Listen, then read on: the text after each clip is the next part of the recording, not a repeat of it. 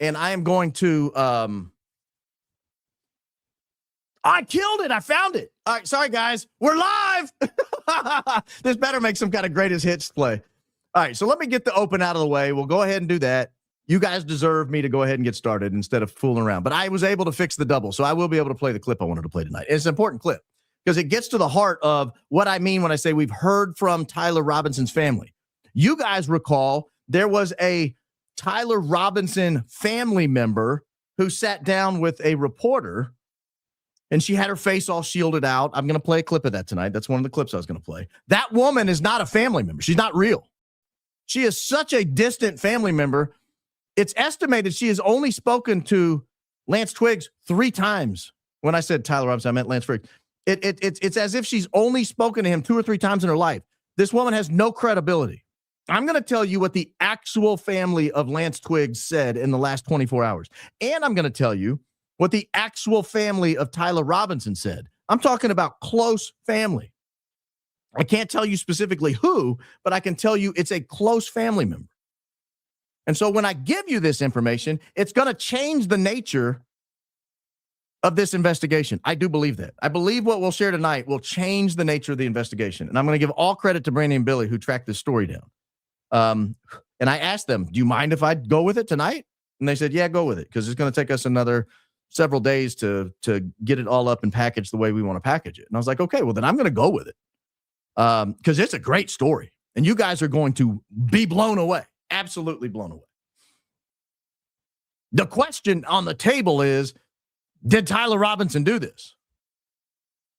The answer is they don't. Well, I don't want to spoil it yet. Let me get to the opening. And then we will be rocking and rolling. Oh my gosh, I'm so glad we got the I got to get the rumblers pulled back up. I had to kill them in order to get the sound fixed. You guys were part of the problem. Not you in particular. I mean, not, but I don't want to do what I did the other night. Let me say this while I get them back up. I made a terrible mistake the other day. I made a horrific mistake. I didn't mean to, but YouTube was messing around like it's doing tonight. And so I was so focused on the guts of YouTube that I forgot all about Rumble, and I quit looking over there, and I never even pulled it up. And so I apologize, ladies and gentlemen. I apologize for that. Here is your opening statement. Thank you, ladies and gentlemen. Thank you for sticking with me. Because of that, I'm going to give you an extra good show. All right. Charles Augustus Lindbergh, born on February 4, 1902 in Detroit, Michigan. His father, Charles August Lindbergh, was a Swedish immigrant who served as a U.S. congressman from Minnesota. His mother was Evangeline Lodge Land. She was a chemistry teacher. His father's convictions and political career exposed young Charles Lindbergh to anti-war sentiments, as the elder Lindbergh often opposed U.S. entry into wars, particularly World War I. The family separated in 1909, leading to a transient childhood for Charles Lindbergh, split between Little Falls, Minnesota, and Washington, D.C. Lindbergh attended over a dozen schools. From an early age, he showed a keen interest in mechanics. He tinkered away with the family's Saxon 6 automobile and Excelsior motorbike.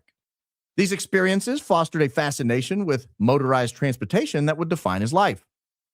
Lindbergh enrolled at the University of Wisconsin-Madison in 1920 to study engineering. He dropped out in 1922, drawn as he was to the emerging field of aviation. He moved to Lincoln, Nebraska for flying lessons. He purchased a surplus Curtiss JN-4 Jenny biplane for $500. And there he barnstormed across the Midwest as Daredevil Lindbergh. He performed wing walking, parachuting, and night flights, and he honed his skills despite crashes. In 1924, he enlisted in the U.S. Army Air Service. He graduated first in his class and earned his wings as a second lieutenant in the Reserve Corps. He quickly was promoted to first lieutenant and later captain, and credited this period with building his discipline. By October 1925, he became the chief pilot for the Robertson Aircraft Corporation, flying the Contract Air Mail Route number 2 between St. Louis and Chicago. He faced harsh conditions, bailing out twice due to weather and fuel issues. The Orteig Prize, a $25,000 award for the first nonstop flight from New York to Paris, captivated Lindbergh after French aviator René Fonck had a failed attempt in 1926. He secured funding from St. Louis businessmen and then commissioned Orion Airlines to build the Spirit of St. Louis, a single-engine monoplane designed for range over speed.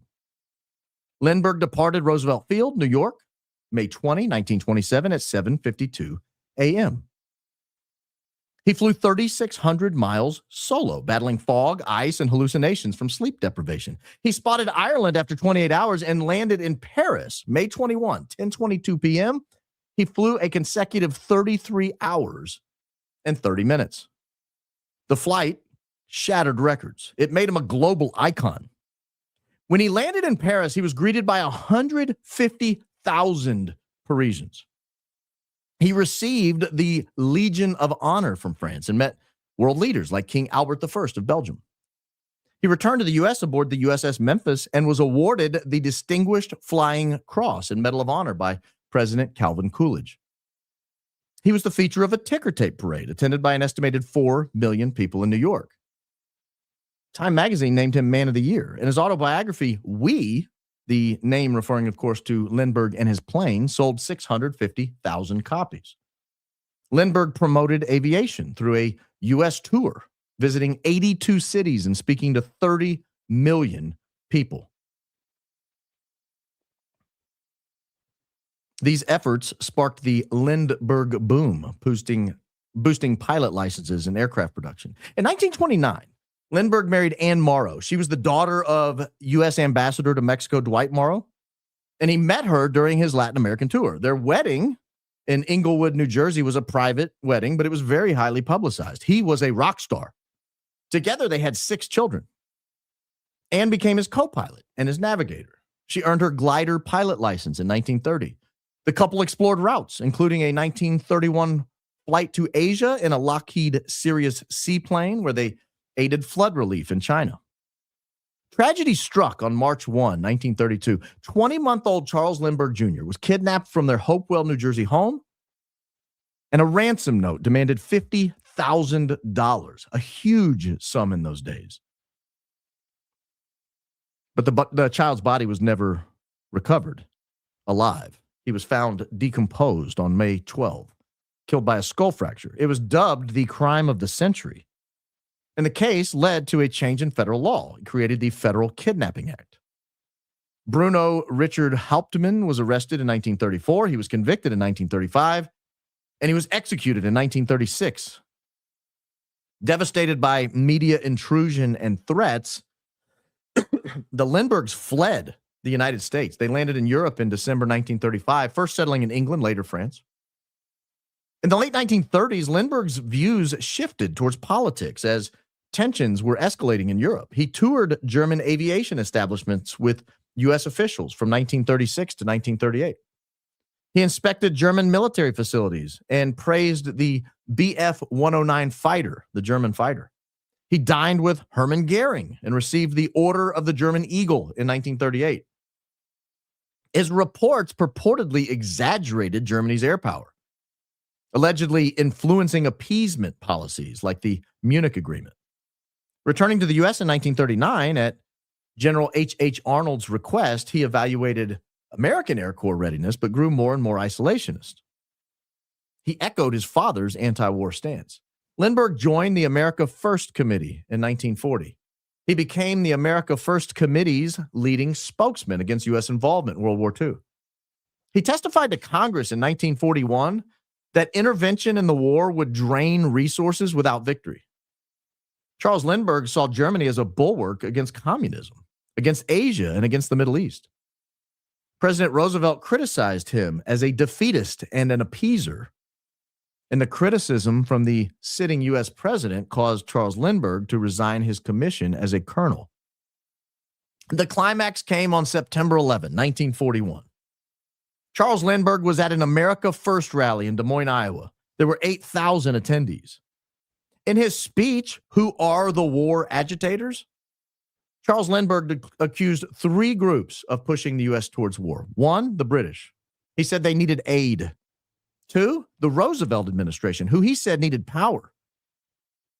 And then he shocked the world by naming the 3rd group of people, the Jewish people for controlling the media and the government. He said, quote, "It's not difficult to understand why Jewish people desire the overthrow of Nazi Germany, but no person of honesty and vision can look on their pro-war policy here today without seeing the dangers involved in such a policy, both for us and for them," end quote.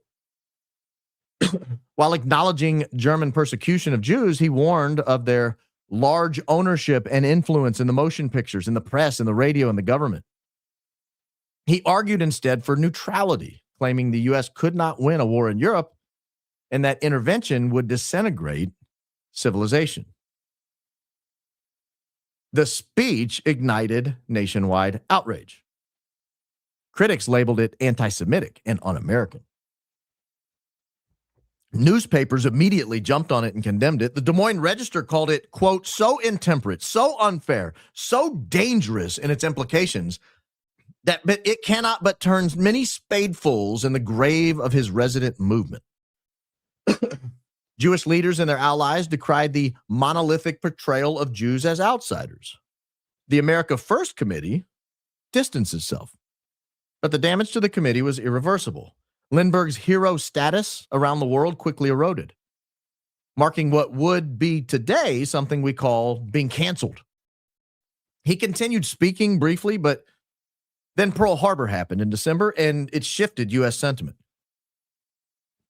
Pearl Harbor effectively ended the debate over isolationism. Lindbergh's journey from aviator to world hero to pariah reflected the era's tensions. It blended innovation with controversial ideology. The backlash he experienced to both his personal and professional lives, it was devastating. He was once hailed as the Lone Eagle for his 1927 transatlantic flight, but he was now universally branded as an anti-Semite, a Nazi sympathizer, and un-American. He had very few defenders, but the ones he did have included former President Herbert Hoover. The America First Committee, which Lindbergh had elevated as its star spokesman, issued a statement denying anti-Semitism, but it could not stem the tide of public opinion. Historian Wayne S. Cole described it as a calamity from which the organization never recovered. Lindbergh's wife, Anne Morrow Lindbergh, later revealed she tried to dissuade him from the speech. She tried to get him to tone it down, fearing the attacks that ensued. His life was never the same. His hero's aura was shattered. It was replaced by suspicion and isolation that lingered in his life for decades. The America First Committee dissolved. Lindbergh, at 39, sought to rejoin the military. He applied for reinstatement in the Army Air Corps, but President Franklin D. Roosevelt, the one who called him a defeatist and an appeaser, blocked it through the War Department. So barred from uniform, he pivoted to civilian aircraft roles, serving as a technical consultant for aircraft manufacturers like the Ford Motor Company and the United Aircraft Corporation. At Ford's Willow Run plant,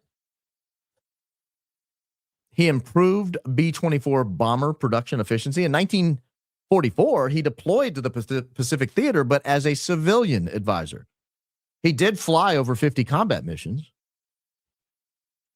Unofficially armed, he downed a Japanese Mitsubishi Ki-51 aircraft. He developed fuel-saving techniques that extended fighter range by up to 500 miles.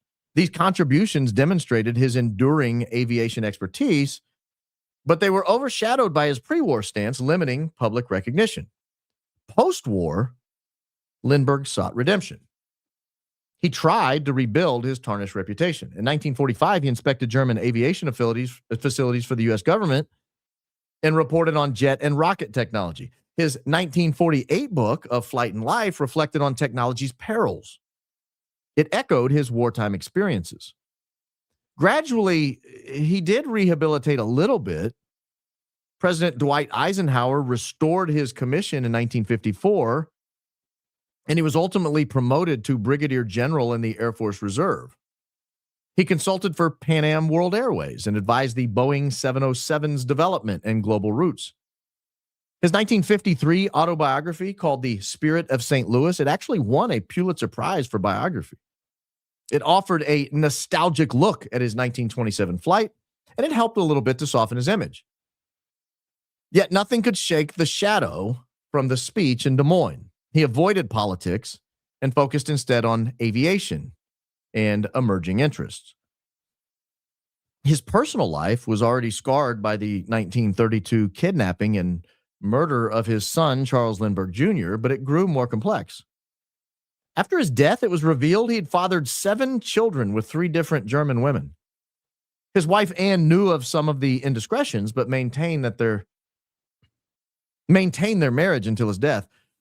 These posthumous disclosures, they were confirmed in 2003 by a DNA test. They further complicated his legacy. They portrayed him as a really deeply flawed man. In later years, Lindbergh transformed into a left-wing environmentalist. Allegedly influenced by his travels to Africa and the Philippines in the 1960s, he campaigned against whaling. He supported the World Wildlife Fund, even opposed supersonic transport like the Concorde because he said it harmed the atmosphere.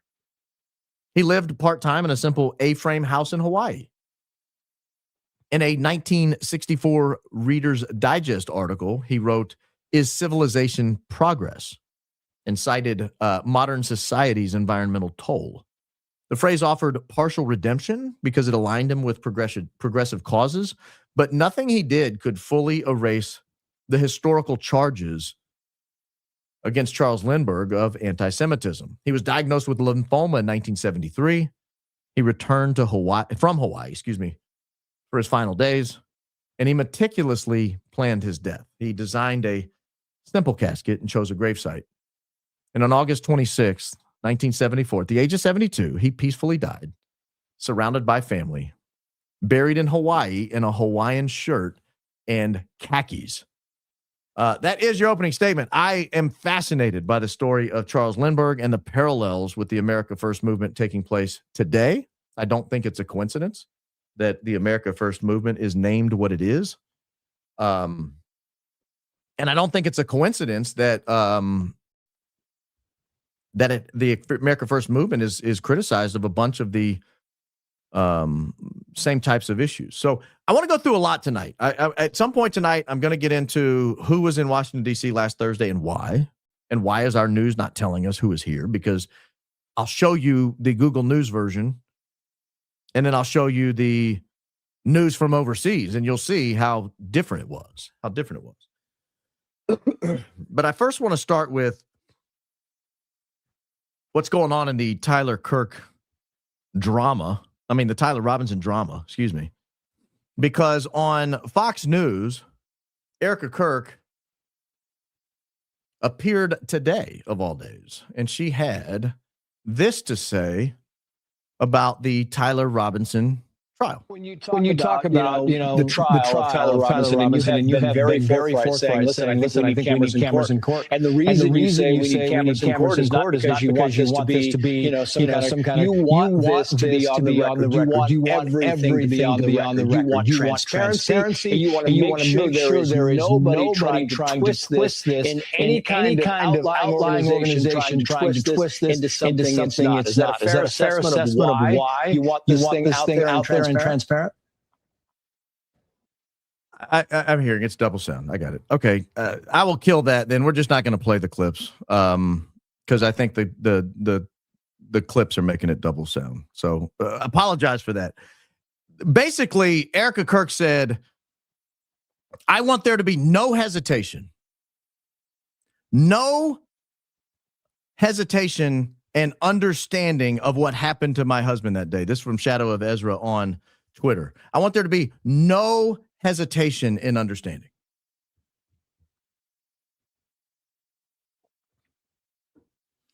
And I look at that and I think, well, what is it you think happened? Is it still echoing after I killed the video? I told you I thought the video was going to be a problem. Oh my gosh. Is it still echoing? Just tell me. Is it still echoing? Okay, no, I got to know, finally. Okay, good. Golly, man. I'm going to have to get this fixed. I hesitate to say it, but this show and several others are under assault. Well, I can't play Billie and Brandie recounting the story. Let me just tell you what happened. Let's just right here. If you guys want to hear the video, I'll put it in the chat where you guys can. After I get done, I'll drop all these clips in the chat. I mean, all these clips in the description. Billie and Brandie on January 16th went to the hearing that was taking place. And they just popped up in a spot. They just sat down in the courtroom. They didn't sit anywhere on purpose. They just sat down. And while they were there, they were talking to a guy that they ended up interviewing. His name was Travis. He was there that day. He's the guy with the weird hand tattoos. He got really emotional. I actually watched it when they had it. I watched it, but I couldn't understand. Like, I guess at the beginning of it, maybe I was doing two things, because in the first 5 or 6 minutes, they recounted a story that I remember vaguely hearing. And here's what happened. After a while of sitting there, they realized that they were sitting directly behind Tyler Robinson's family. And Tyler Robinson's family at one point turned around and said, hey, you guys are talking about the case. Can you dial it back? There's this one lady that was talking to him. She said, can you dial it back a little bit? This is the family. You know, we don't want to hear all this. And they were like, yeah, of course, we're very sorry. And during a break, they actually talked more with that woman.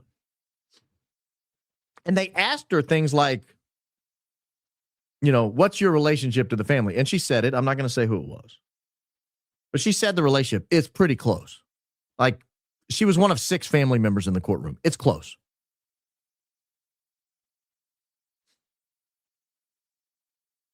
And then they said, is this consistent? Like, can you see Tyler Robinson doing something like this? Is it? No. I wish I could play the video. I might actually be able to just read the transcript,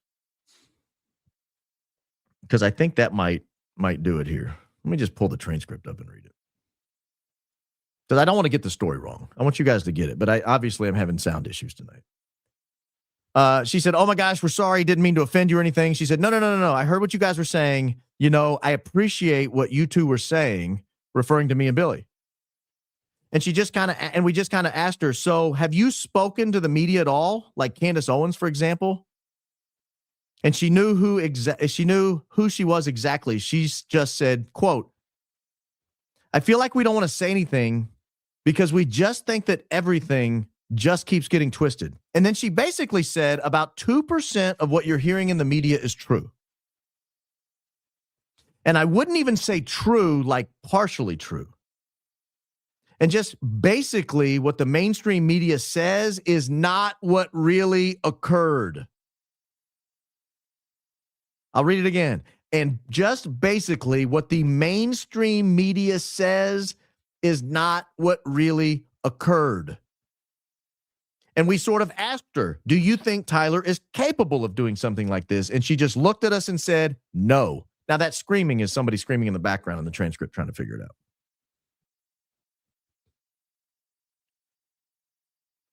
And then they go on to discuss. But that's the bulk of that conversation.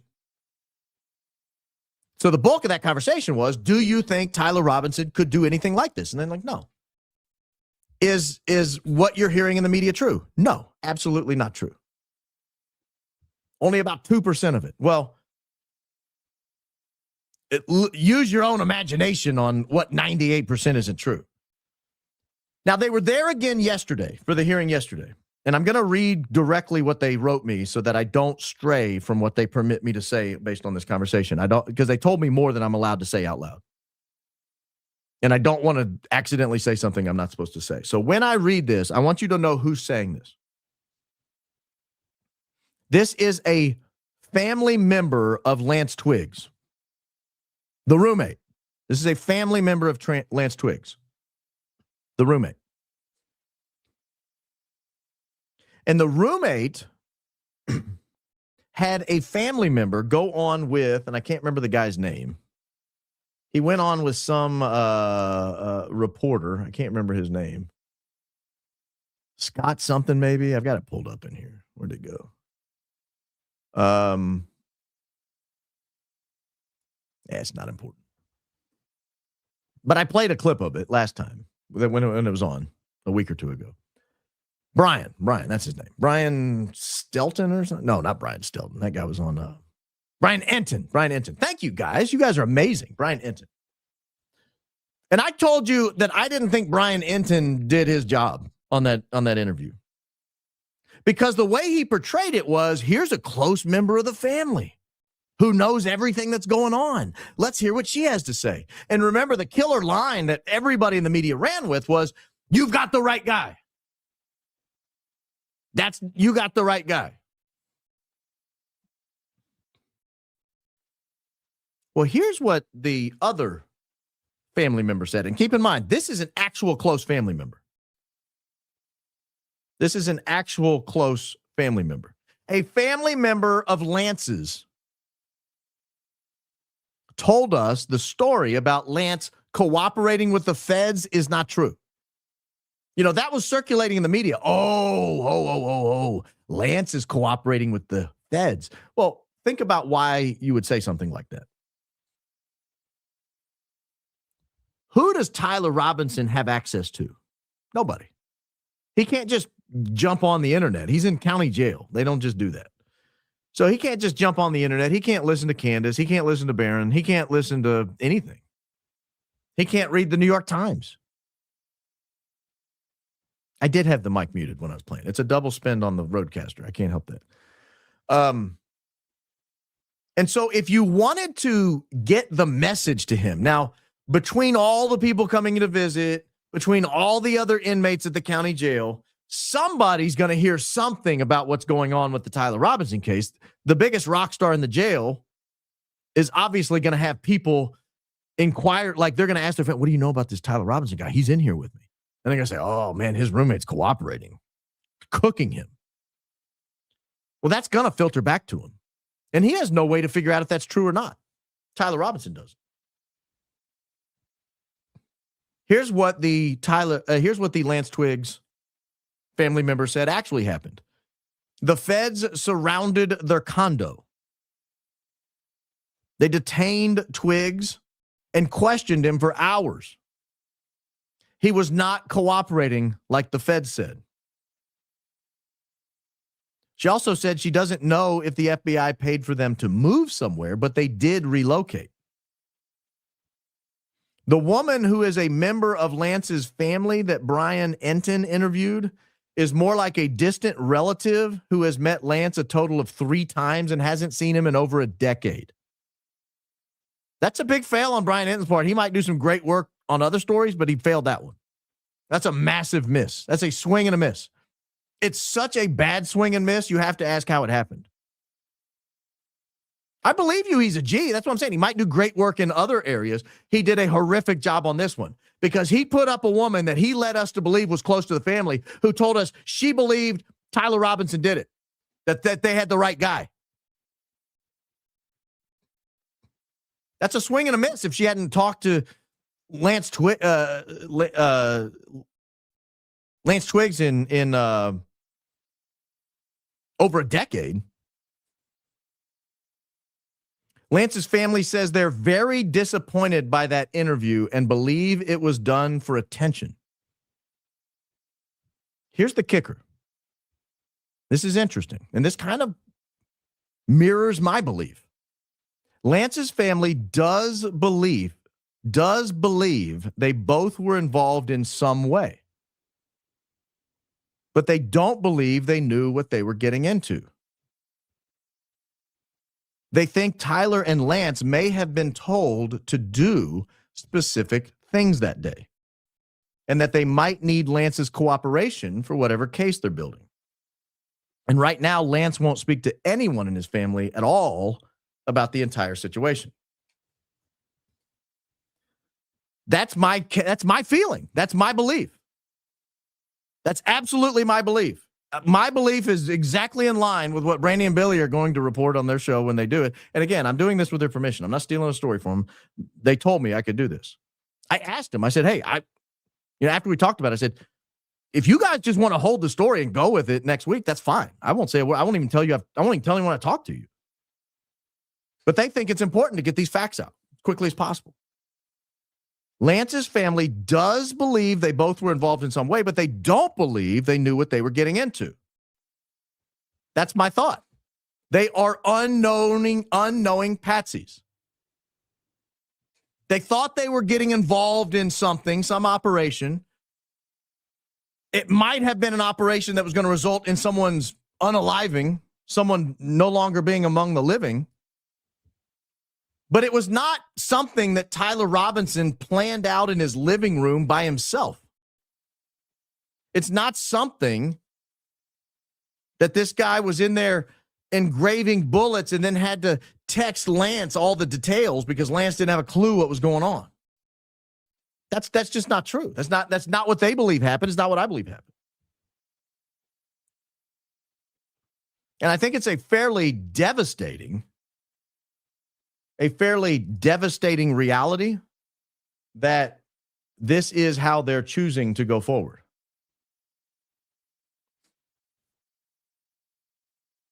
And again, I'm not cheesing all over Brian Enton. I don't want to be judged by my worst day on the job, and I think that was a bad day on the job for him. So I'm not judging him based on it. I'm not judging him based on it at all.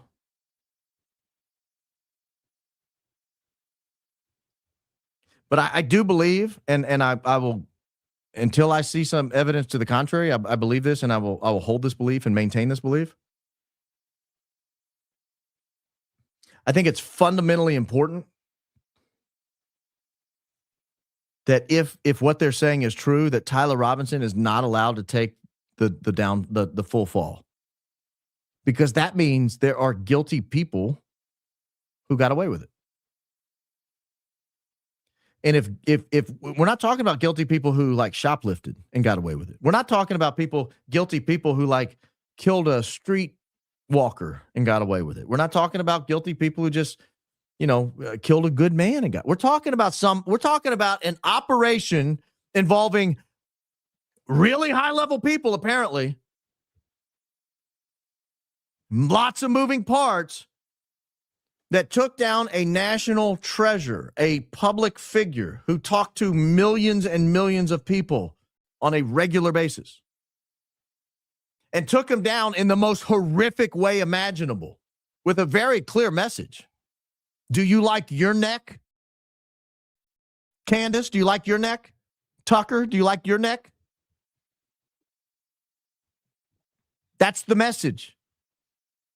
And if you allow them to get away with it, what message are we sending back? Yeah, that's fine. You guys can have your way with the American population. You could just declare it hunting season. Whenever you like, you can come take one of us out for sport, like we're a rhinoceros wandering around on the savannah. And I'm not sure I'm ready to give up on that. We kind of already have this fundamental agreement with the JFK situation and the RFK situation and the MLK situation and the what happened with Ronald Reagan, which was supposed to end his life, but he miraculously survived. We kind of already have this fundamental agreement that we're aware none of this adds up, that we're aware these things are happening. I mean, just look around the Clinton family. We're kind of aware that this is going on. We're kind of aware that, there were emails in the release from this last week, the big famous email release everybody's talking about, where they're very clearly talking about offing people. They're just not even hiding it. They're sending over Gmail.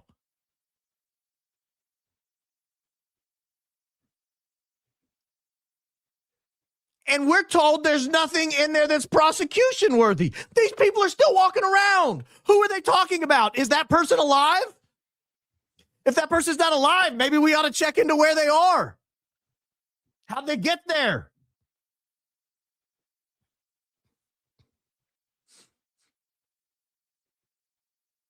It's such a problem to me. It is such an unbelievable problem to me. And if the family itself is not buying it, if the family itself has an issue, hold on, I just saw somebody saying the chat's getting bad and they need to get a hold of me. Are you telling me to slow it down? Is that what you're saying? I'll just put a 60-second hold on everything.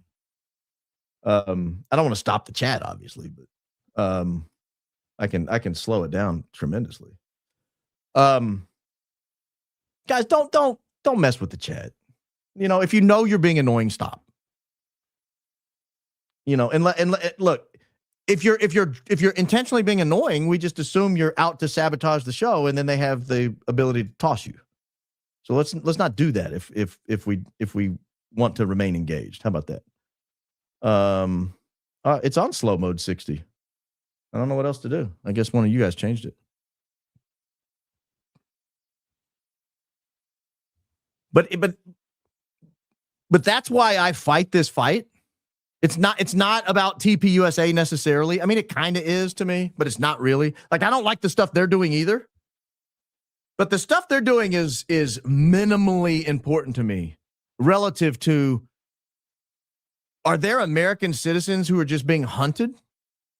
And if so, who is hunting them? If that's the reality, who is doing the hunting? Is it fellow TPUSA employees? Is it military people? Is it members of our government? Is it members of other government? Is it foreign citizens who are not members of any government? Who is doing the hunting? That's why this bothers me. That's why I want to get to the bottom of this. That's why I want to be able to prove whether or not Tyler Robinson was on the Losi Center roof with a 30-06 and whether or not a 30-06 round is what caused the damage.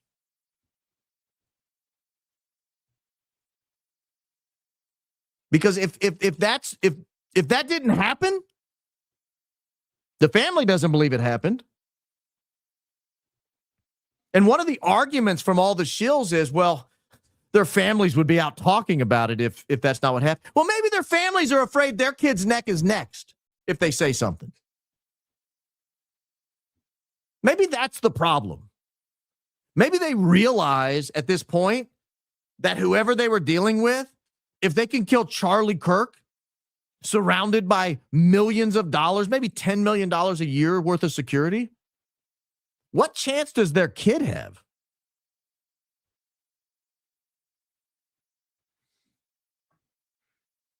Speaking of TPUSA employees, Candace yesterday, and again, I can't play the video, so I'm just going to read it. She had this to say, that TPUSA employees were in Washington, D.C., in the White House last Thursday. So I had to ask myself, here's her exact quote. Anyways, the next thing I want to say is, interestingly enough, is that last week on Thursday, the timing of this incredible, but Andrew Colvett and allegedly Mikey McCoy and his wife went down to meet with the White House. And they wanted the public to think they were in Arizona. So they ran an interview with Kash Patel, so forth and so on. So that was the key that got the old wheels spinning. So my question was, who else was in Washington, D.C. on Thursday? Well, let's go to the news reports and find out who else was in Washington, D.C. on Thursday. Have you ever heard of this guy? Eyal Zamir. He was in Washington, D.C. on Thursday. We know that because there's a Times of Israel article, there's a Jerusalem Post article, there's another Times of Israel article, there's another Times of Israel article, there's a Middle East Monitor article, there's an Israel Hayom article, there's a Ynet News article, there's an Israel Hayom article, there's a Jerusalem Post article, there's a Daily Sabah. There's no New York Times article. There's no Washington Post article.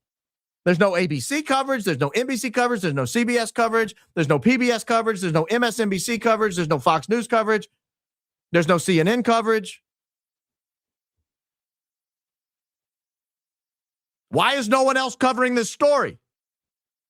This is the top guy in their military, the very top guy in their military. Why is there no coverage that this guy was in Washington, D.C., meeting with top officials? I would like to know this. When I'm being told that it's essential that the United States go to war, when I'm being told it's essential that we must send American blood and treasure overseas to intervene on the ground in a dangerous situation in a country of almost 100 million people? I would like to know if other people are meeting with our government to facilitate that reality. Their government is made aware of it.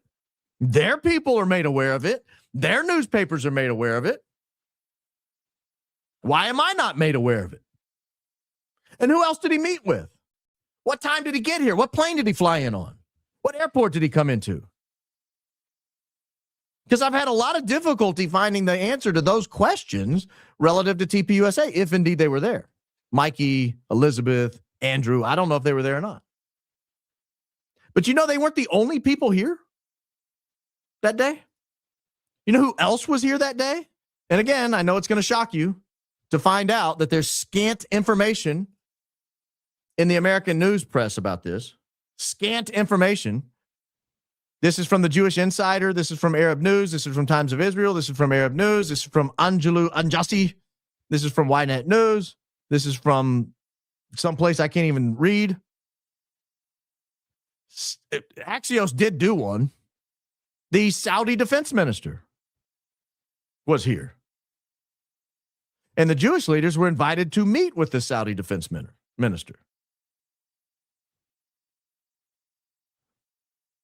So all of this was available. Here's the only American story I could find on it. And the only thing he said is in a private briefing on Friday that if Trump doesn't follow through on his threats against Iran, the regime will end up stronger. That is what 4 sources in the room tell Axios. Well, let me say this. I don't believe the sources. You know why I don't believe the sources? Because why wasn't it written in any real paper? Why wasn't it written in any real article? Why wasn't it written in every major news article? How did you get the leak? How did you get the information? It sounds to me like they're trying to frame the news.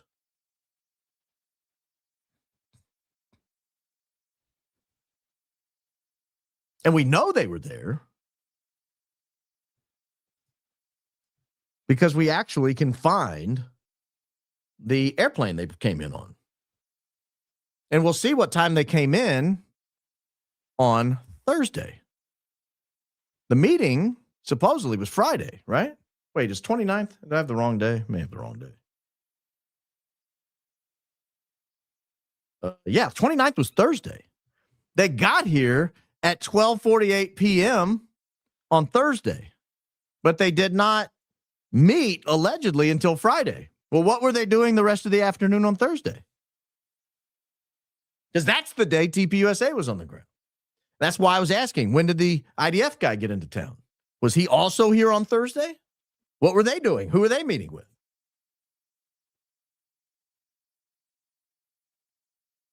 This is why the audio was messed up before the show started. This is why they did not want 20,427 people joining in to hear that Tyler Robinson and Lance Twiggs' families both think it's all BS. This is why they've been trying to hide from you that the IDF head and the Saudi defense minister were in town meeting. This is why they were trying to hide from you the TPUSA guys were in town at the same time. You guys still believe TPUSA is about going around preaching economic liberty to sophomores in college? That's what it's about? That's what's worth $100 and whatever million a year to them? That's why billionaires that's why Jewish billionaires give $100 million a year or whatever they give to TPUSA so that they can go out and preach Christianity and economic libertarianism. They don't even preach economic libertarianism. That is past. It's straight up GOP, mainstream GOP slop and Christianity. That's it. And I'm just always curious why some people are so interested in what they have to say.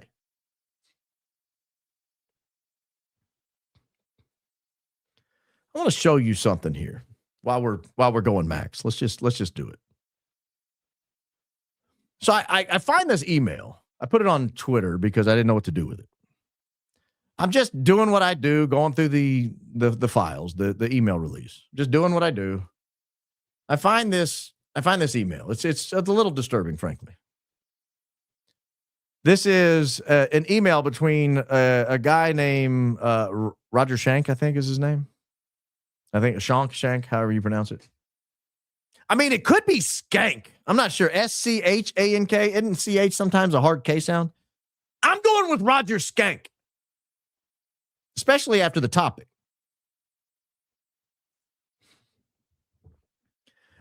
Listen, imagine you get this email from somebody. Imagine you get this email from somebody. You're just a random guy, right? Let's don't even worry about what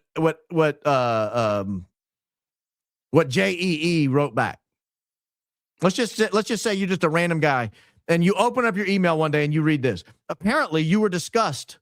A woman said she overheard two 15-year-olds discussing going to your house, and they said they were going because their dads had agreed they could then sue you. You just open your Gmail for the morning, you get your cup of coffee, you get your little coffee cake, or you get your eggs and biscuits, or you get your steak and egg, whatever it is you like in the morning. And your good buddy Roger Skank has emailed you. Oh, what does Roger Skank want? And you open it up. And you read that two 15-year-olds were overheard discussing that they were going to go to your house for the explicit purpose of allowing their parents to sue you. You might ask in reply, like, what the hell are you talking about? Why would 15-year-olds be at my house? I mean, they don't have kids. JEE has no kids. You might be tempted to ask lots of questions. You know, one question you would never want to ask? Find out who they were, please. You know the problem with asking that question? It indicates there are so many 15-year-olds coming in and out of your house that you don't even know which ones they're talking about. You're not even aware of which pair of 15-year-olds.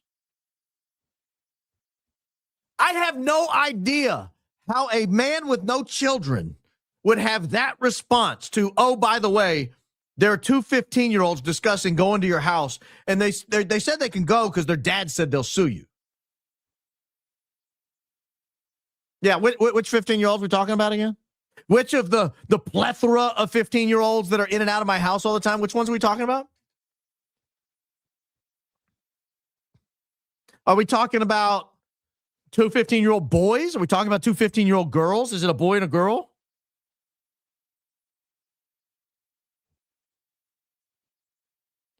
And then I guess this is the woman who was discussing it, Jackie Crenshaw, real estate agent, Corcoran Group.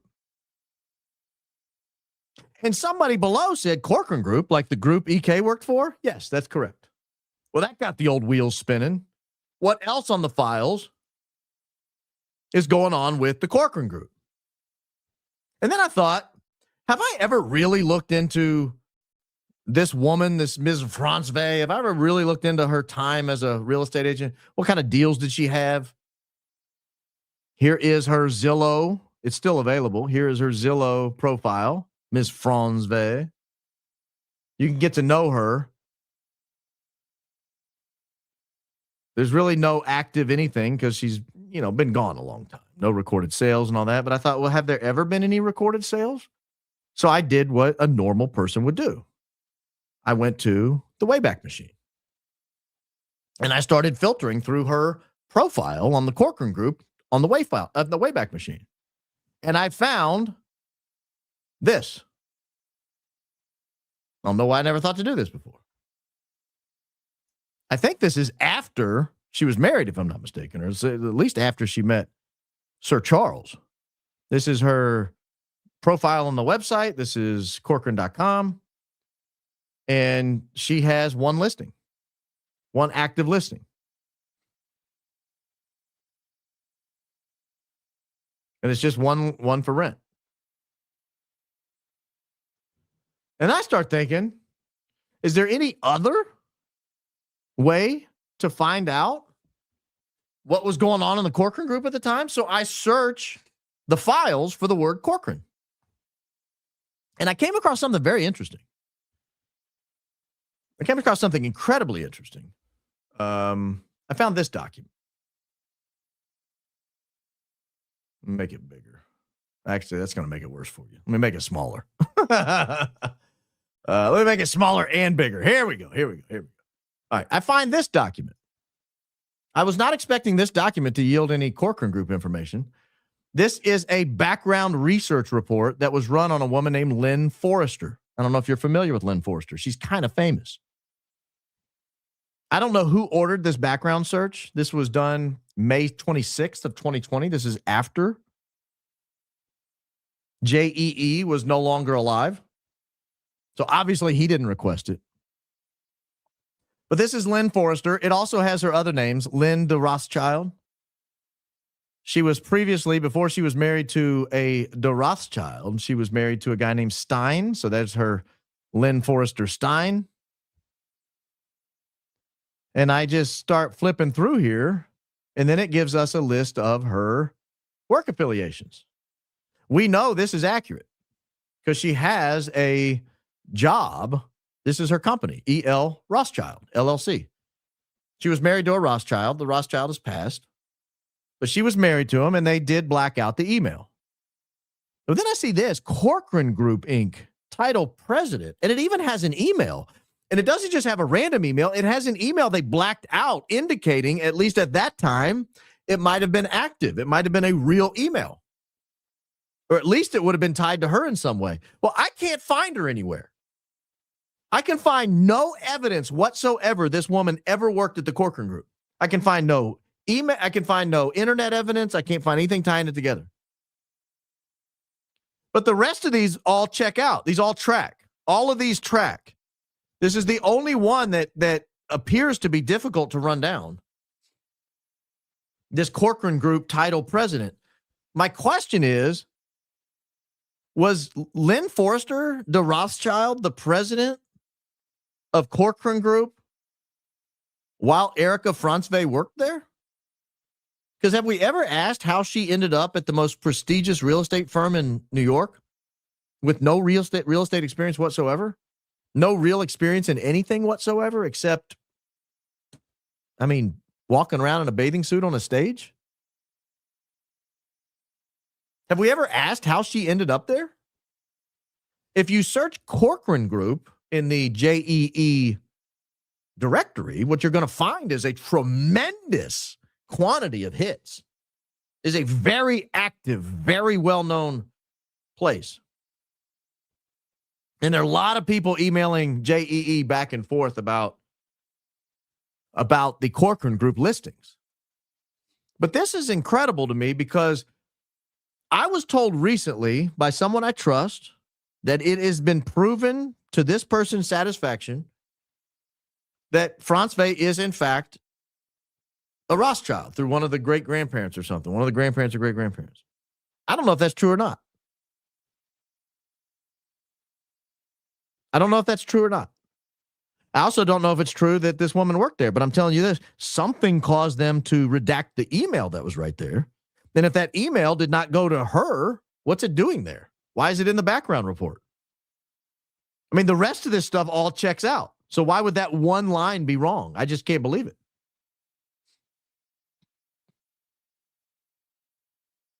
There it is again. Business affiliation, Corcoran Group. Title, president. Guys, I think this is something. I think there's something here that we need to figure out. There's something here we need to figure out.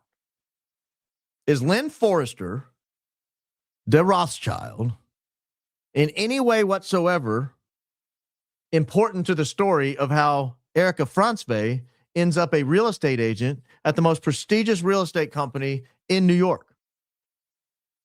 And then I have to ask my regular question because I searched. You know how I told you I spend hours running down rabbit trails? I was neck deep in the sales records in New York, all over the place.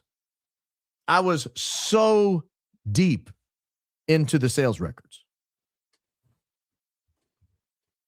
I was in deed filings. I was deep into the guts of Zillow. I was in the Wayback Machine. I was so deep into this thing for hours and hours and hours, trying to find evidence that there was a single real estate transaction attributable to Erika Franzwe. I came up aces. I have nothing. There's nothing. I see nothing. I have to ask the world, is there evidence out there that this woman ever transacted business as a real estate agent? I mean, enough to live in New York City? You know how expensive it is to live in New York City? You know how expensive it is to live in New York City? It's a fortune. Like, you would have to be selling a lot of real estate to live there. I mean, a lot. Millions of dollars a year just to maintain some modest lifestyle. Like, if you live in Jackson, Mississippi, and you make $100,000 a year, you're living high on the hog. Like, you're somebody.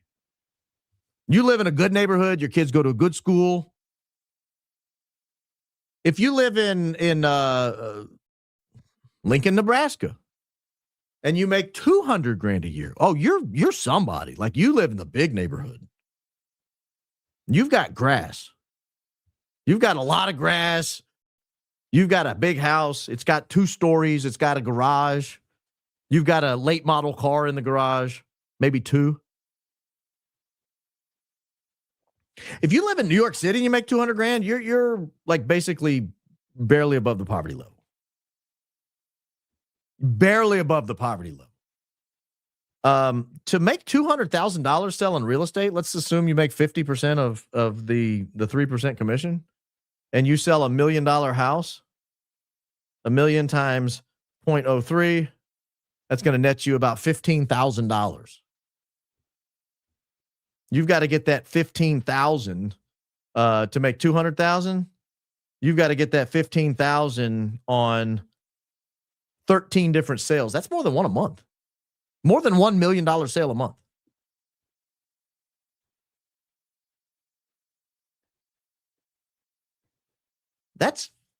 There's something there. There's something there. I don't know what it is. I would love to talk to somebody, realbaronpodcast@gmail.com. I would love to talk to somebody who either worked with her or did business with her. Transacted real estate business, bought a condo, bought a house, rented a place where she was the agent on the other side. Or someone that works at Corcoran who says, I remember her. Oh, yeah, she was killing it, man. She was a sale a month all the time. Bah, bah, bah, bah, bah, bah, bah. You couldn't turn around without Erika ringing the bell. You know, they put up the whiteboard and they got how many units you have to move every month. Man, Erika was always on the far right. Erika just looked like a black stripe right across the top of the chalk. Because I could find no evidence. I searched. I mean, I looked. I could find no evidence. And I saw a lot of other people. I saw a lot of other agents, thousands of agents. There's a lot of real estate agents up there. I couldn't find it. I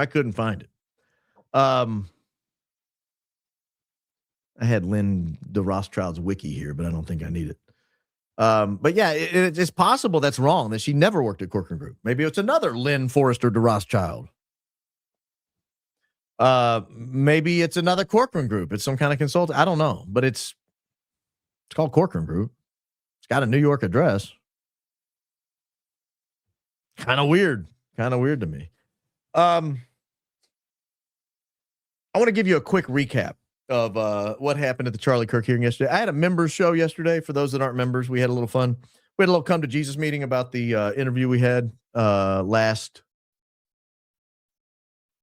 week. And maybe set a little ground rules on future interviews among the members. Someone said, I need New York MLS access. All transactions will be there. Well, if anyone here has it, email me, realbaronpodcast@gmail.com, or you can just send me a spreadsheet of all her sales. I'm sure it'll be long as she did that. She did it for 5 years. I mean, probably 60 to 100 sales, right? I would think. Maybe more. I'm going to get you a Rumble show. I see you guys complaining because the member show was only on YouTube. I'm going to get a Rumble show. I'm going to get a Rumble exclusive, and I'm going to get a Rumble member thing. I can't figure out how to do the Rumble member. I tried to figure it out.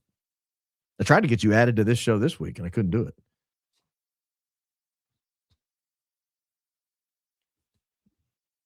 But we decided that we probably wouldn't do long, extensive recaps of what happened during the hearings, but really that I would just bring to you interesting stories. And so I've got one.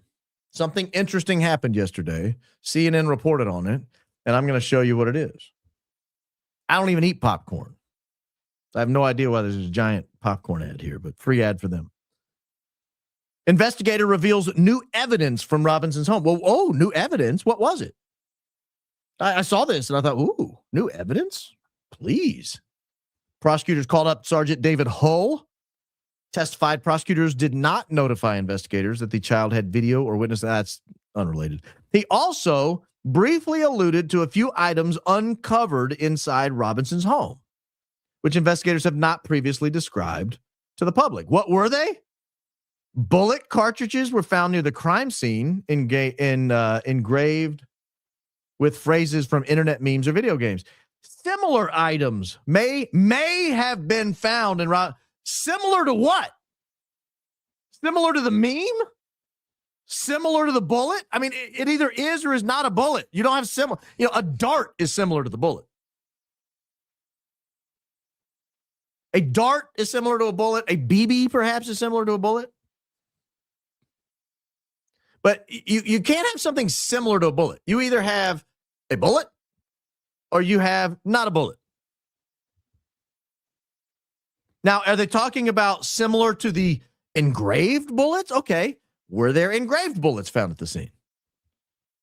You can't have something similar to engraved bullets. Engraved bullets is one of the most psychotic things that has ever happened to any crime scene.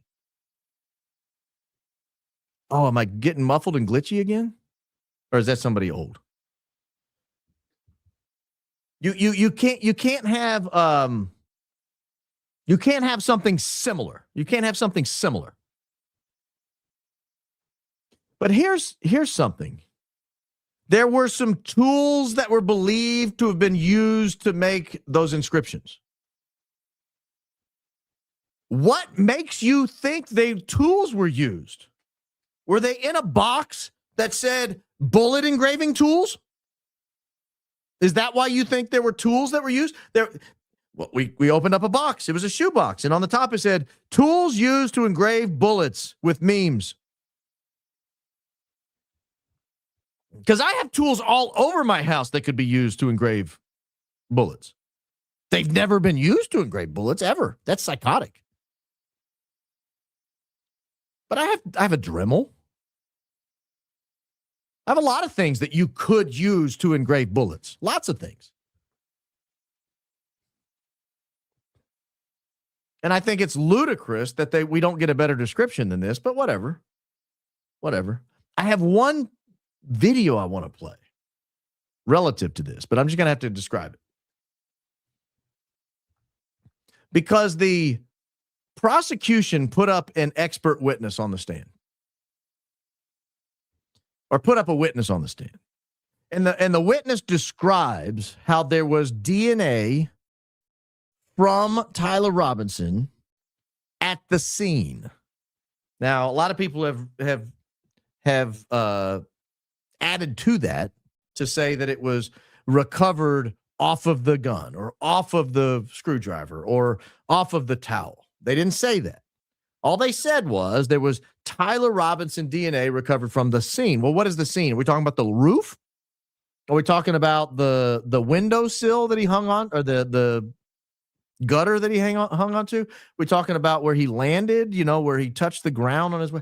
Where was the scene? Are we talking about over by the chicken coop where you recovered the gun? Was it the screwdriver up on the building, or was it the rocks? Because someone could drop the screwdriver there, but it'd be difficult to drop rocks that Tyler had touched.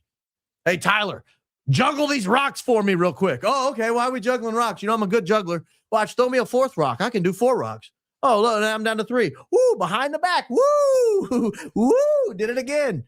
Throw me a knife. Throw me a knife in here. I can juggle knives too. I mean, how do you get someone's DNA on rocks? The roof had rocks on it. So did we somehow get DNA transferred to the roof? Or are you talking about on the screwdriver? Because on the screwdriver, all I got to do is grab a screwdriver out of my toolbox and you're going to get my DNA on it. That doesn't mean I was anywhere. That means I was near my screwdriver at one point in time.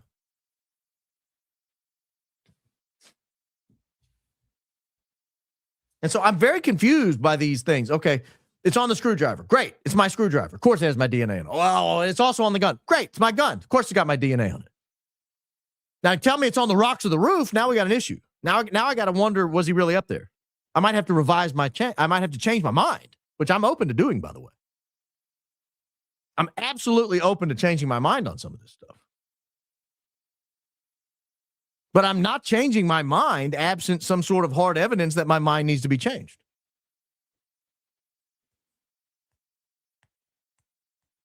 But when the defense cross-examined, and it's the first time I've looked at the defense and said, hey, they're onto something here. They're doing their job. I had a very sour opinion on the defense of the last couple of times I've talked to them about it. I even said at one point, I'm losing faith in them rapidly. But the defense came to the field to play. This guy gets up there and she says, what if the evidence shows there were 5 people's DNA mixed together? Wait, what? There were 5 people's DNA mixed together at the scene? He's like, I don't know anything about mixing, how to mix DNA. I can't do. And she said, oh, you're only willing to testify about things that are favorable to the prosecution. I thought it was a great line. Now, I will say this. What the lawyer says is an evidence, so we can't assume that there's 5 people's DNA at the scene. But I can also say this. It would be highly unusual, in my opinion, for her to suggest that if it's not true. I think a judge would get sick of that routine real quickly. Like, you're allowed to ask experts hypotheticals. You're allowed to say, what if, to an expert, not to a fact witness, but to an expert. You can do that. Now, I don't know if this guy was sworn in as an expert or not, but if there were 5 people's DNA on the screwdriver, new ball game. If there were 5 people's DNA on the gun, new ball game. If there were 5 people's DNA on the towel, new ball game. Now, I will say this. If Tyler's DNA is on the rocks where he supposedly laid down, or even on the little area where he's coming down off of it, you got a bigger problem on your hand. You can still get someone's DNA there. Just have them drink a glass of water and throw it up there, right? And DNA transfers over. I mean, you could still do it, but it would be, you'd have to prove it. You wouldn't just be able to say, of course his DNA's on the screwdriver. You can't just say, of course his DNA's on the roof. You got to figure out how to make that happen. Like did you juggle the rocks? Did you climb the wall? So it becomes a little bit more of an issue at that point, if that's true. All right, I'm going to hold this other one until I can play video, and I got to figure out what YouTube is doing to me. I got to figure out why this show is under assault from a technological basis, with not only YouTube but others. I think we've been. I'll say this: you got to be cautious out there, people. You got to be cautious because sometimes you get tips that are bad tips. Sometimes you get tips that are bad tips that are designed to get you in trouble. And I think I got one of those recently. And we'll see. We'll see. I don't know how that's going to pan out. But yeah, so we're gonna get to the bottom of this one way or the other. Hey, grumblers, because I forgot you guys last time, I'm going to start with you when I do the chats tonight. We will never give up. We will never start asking questions. Our freedoms are gone. Couldn't agree more, grumbler. Couldn't agree more. Do you know how cheap it is to live in one of the Epstein extra apartments that he had for his purpose? His NYC home was not a home. It was an office. Look at the desks and room closer to the USVI estate info. I don't know what that means. Yeah, I already mentioned the MLS. If someone give me MLS access or at least print something off, that'd be great. Lindbergh Graves, a beautiful isolated place on Maui. You follow the back road. I've heard it's gorgeous. All right, let me switch over here now. Not that you guys aren't great over there, Grumbleland. Hey, Baron, love your content. Human trafficking victims often then have identifying hand or arm tattoos. Could EK's hand tattoo be for a similar purpose, but in white to be more discreet for her unique social circle target? That could be, but I'm pretty sure, unless she was faking it, I'm pretty sure we saw her get, there's video footage of her getting that tattoo. I'm pretty sure there's video footage of her getting that tattoo. So it's a good thought. Whitney Murphy abuses the power she has as a mod in IMO. She needs to chill out with silencing people according to her whims. I think our mods do a pretty spectacular job. I will talk to her about it, but I see what get her side of it, but I'll see what she's saying. I'll say this though. I'm not going to get into the chat. Like I don't fight with other creators. I'm not fighting with the chat. Like I'll just turn it off. I'm not going to do that. I think it would ruin the community, but I don't want to have to mediate disputes. Y'all figure it out. Don't push the limits. Don't push the limits. I mean, really, the only thing that's supposed to be silencing is name calling, spamming, where you just keep saying the same thing over and over. Hi, first super chat, first super and member. Love your work. Been here since September. Had no clue about supers. Thought you'd randomly shout, roll that beautiful bean footage. Then you mentioned ADD, and I was like, that tracks. Oh, I see. You didn't know I was reading super chats. Thank you, Stephanie Gonzalez. Welcome to the club. If need be, get them, Whit. You got some support, Whitney. Hasn't anyone ran EK's parents, Andrew's parents, top TPUSA board members and their parents through the E documents, Udabon, Baron? Not all of them, but I will say this. That's not the type of people that are in the documents. We'll look. I mean, I've not looked at them all. I did have a TPUSA board member story tonight, but I got to have a video. I got to play one of Charlie's videos from a few months before he passed away to set up the story. And I'm not going to just read what he said because it's really fascinating the way he says it. So I may do that tomorrow if I get the sound working. Hey, Baron, this is my first super chat for anyone. I found you in January thanks to someone on TikTok and have been watching earlier episodes to catch up. Your content and presentation are spectacular. Go, Maxwell. Tonight's presentation took a little hit. We're being honest with ourselves. It wasn't ideal, but we're fixing it. Hopefully we'll get it fixed. I feel like I'm in class sitting here with my own pen and paper, writing Bible verses you read down, names to remember, facts on the opening statement, books to read, etc. Love it. Hi, Ashley in Nashville, my kiddo. Hi, Ashley in Nashville. Wait a minute. I know an Ashley spelled exactly like that in Nashville. Do I know your daughter? Hold on. What's your last name? No, I don't think that's her. Hi, Ashley in Nashville. Baron wondered if maybe TR defense team was threatened, and that's why their behavior tactics seem so strange. Maybe fearful for their lives. Love your pod. Your authenticity is so refreshing. Christ is King. Christ is King indeed. I don't know if they were threatened. I don't know if they were threatened. I don't know.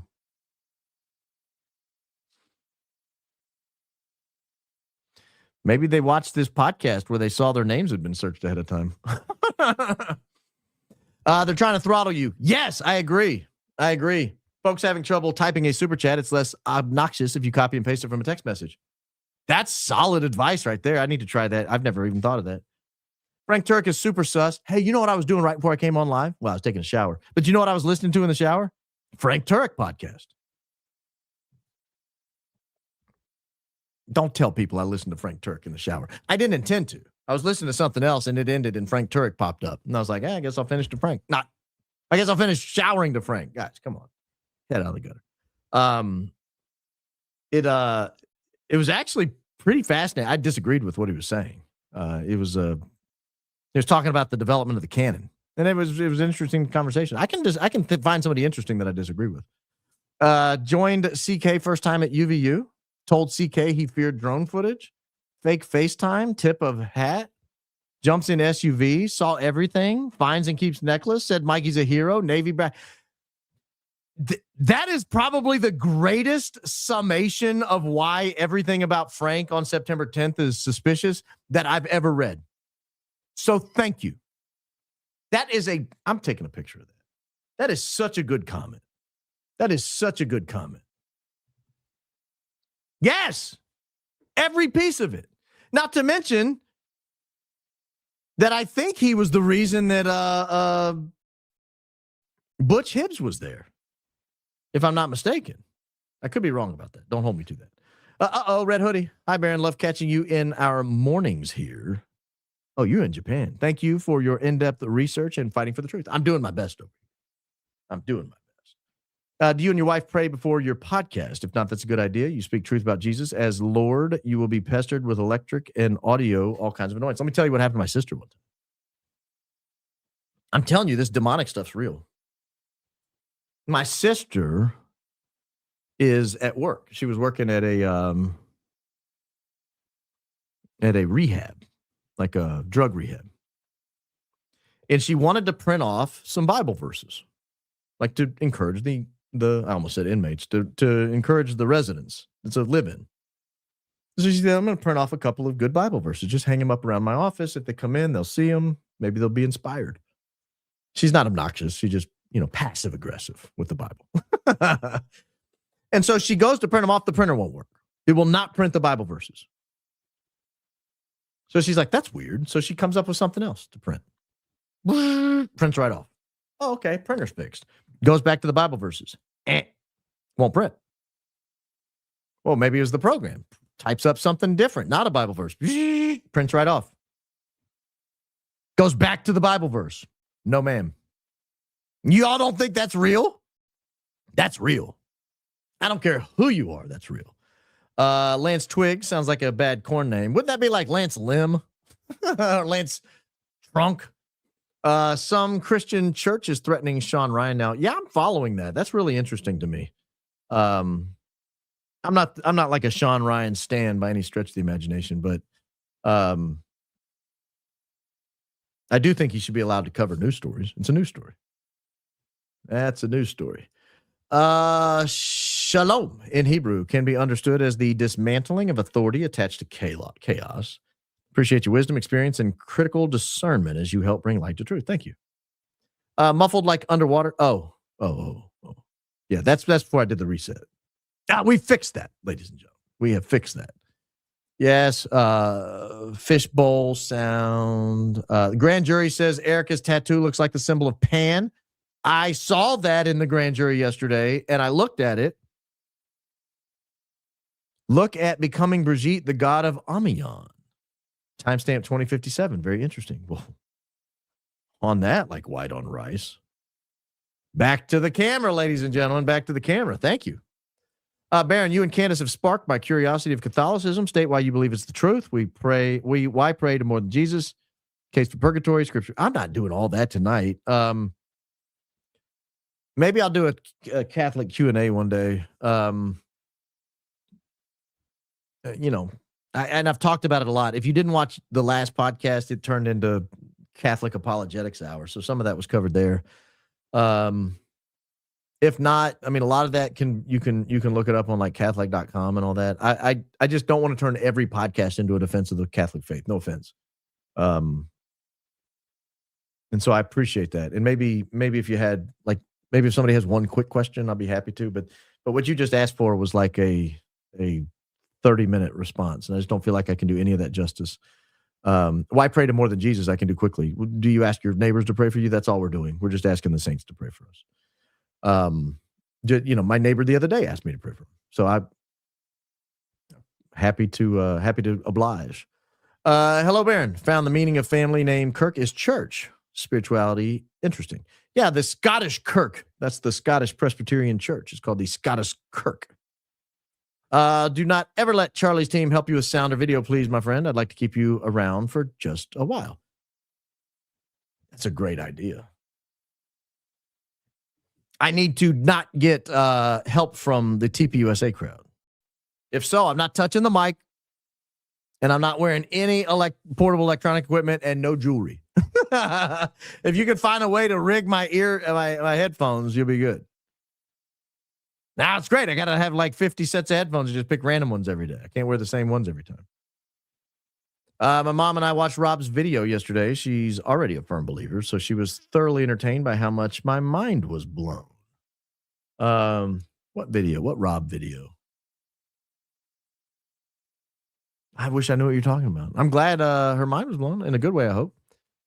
Friends with Matt, fairly new podcaster, gave you some major props last night, showed you clips all in his show about EK. For what you can well, thank you. I appreciate you letting me know that.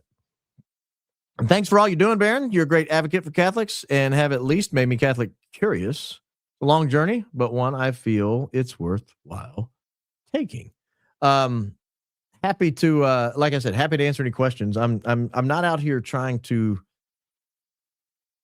sell it. Like, yeah, I mean, again, I take a different view of evangelism. Right. And let me say this. I've not always done this well. I try to live my life in a way that is in line with my faith. I fail. Yelled at somebody on the phone today. But I they probably deserved it. They probably deserved it. It wasn't like a customer service person. It was someone seeking problems. And you know, some people out there trying to say other people's religions are bad. That's not me. I'm not trying to do that.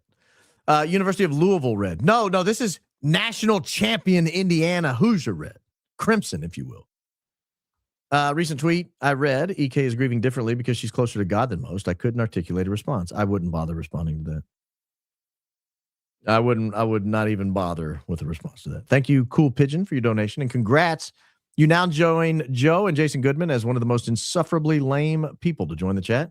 For $10, you could have bought the Logic book and not been so stupid. I didn't see the comment. What was it? Was there a bad comment? And I'm not going to scroll up and find it, but man, I'm going to go back and watch the show. Blue Cheer. Welcome back, Blue Cheer. I hadn't seen you in a few episodes. Always love to see you and your horse. Brandie B, Baron, take your time with the mic or any other issues. We're not going anywhere, buddy. You have nothing to apologize for. But again, I hate to. I don't think it was my fault. The double spin was my fault. I had a window up in the background. I didn't know I had it. So that was my fault. But the cracking and all that, I don't believe was. Several X-class solar flares, messes with electronics. We're right over the target. Love to see it. Thank you for all you do. The apps have been glitching, but we know why. Yeah, I know the YouTube's been glitching a lot. A lot.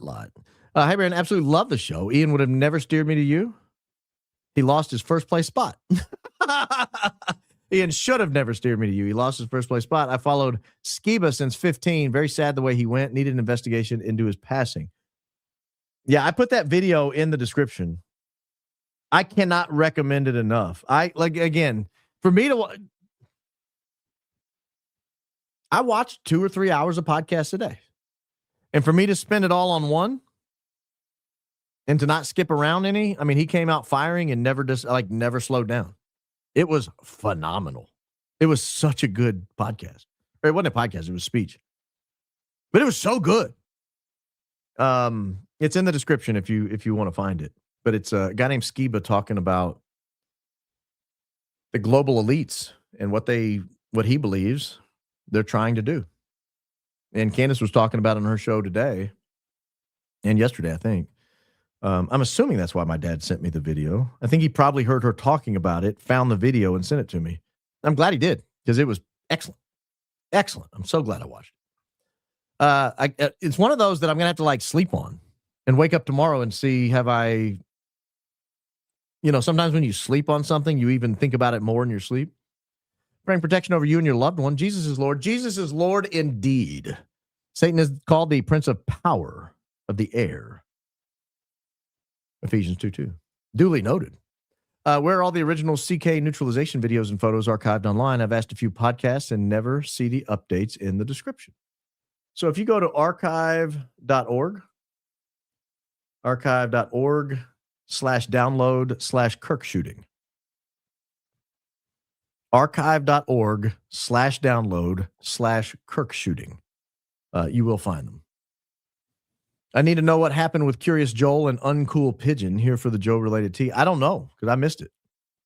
Maybe Joel will email me. I actually emailed with Joel today. Or was it yesterday? Over the target, get behind me, Satan, in Jesus' name. Thank you.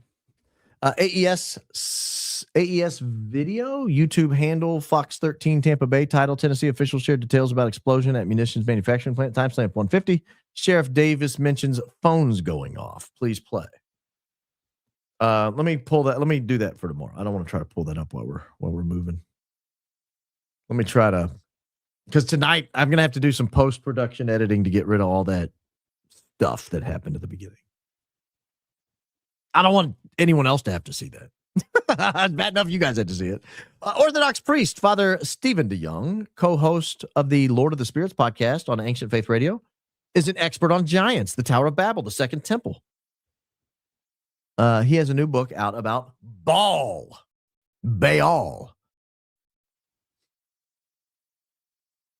I need to give y'all my thoughts on some of that stuff at some point. There's not going to be a third temple, guys. I got bad news for everybody who's waiting on it. I'm not sure if it's related, but the Earth is being hit by a solar storm right now, I believe. That's what I just heard. Let me go to space weather. Do you guys ever go to space weather? I asked a friend that the other day. They're like, no, but I will now.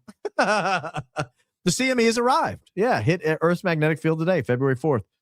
Sharp impact at 1530 UTC jolted magnetometer needles around the world. At USGS monitoring station Boulder, Colorado, the jolt was 16 NT, significant. Instead, minor to moderate storms are possible the next hours ahead. CME probably came from an X8 class solar flare. You know, we got hit with one the other day that was one of the fastest ones ever recorded. And several websites went down. Defense said at the hearing there were five DNA profiles found on the gun. Did they say it was found on the gun? Because what I heard was at the scene. I'll have to go back and watch the video. Live, it's Wednesday night on the High IQ Outfit, the one, the only, the real Baron Coleman podcast. Go Max, God bless you, and Christ is King. Christ is King indeed. Thank you for that. Very generous. And Baron, we'd listen to you in triplicate if we had to. Don't make me try to figure out how to do that. We love your show. We love you. Please don't stress about the show related. We look forward to every episode. Mods and chatters, the bestest. Well, thank you. I appreciate that. Razorback red looks good on you. How many Arkansans? Is that what you guys are called? Arkansans?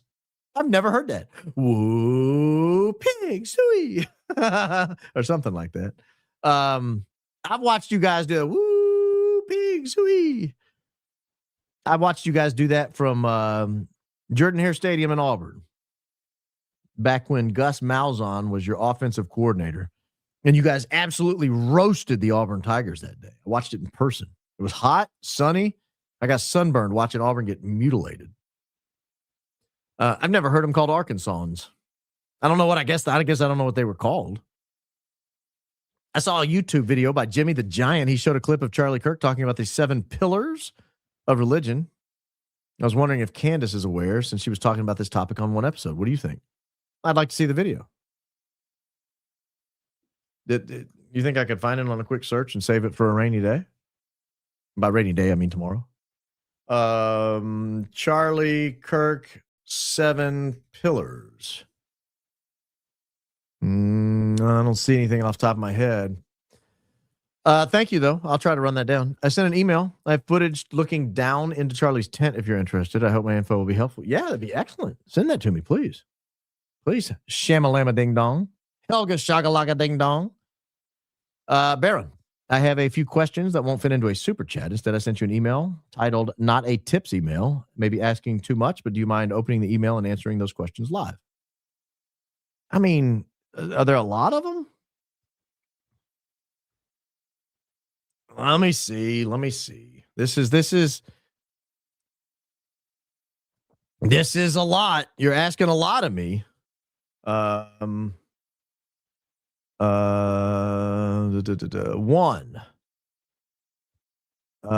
Butch Hibbs, at the end of the conversation, you focus on Butch Hibbs' motive angle. I was wondering about what the son said. He was either hitting the neck or chest, heard mostly the neck. Yeah, does that mean there was chatter about damage to the chest? No, I think they were trying to establish the narrative early that he was shot in the neck. The way you connected the August 25 date to AES, extra small detonator order, and so on was insane, assuming your theory is right. I just wanted to ask why AES would sabotage their own plant. They might not have. If they didn't have witness, and since finding traces of an explosive at a later date, explosive plant wouldn't lead anywhere, why cause Streisand effect by blowing up your own plant? Maybe you want to get rid of some people?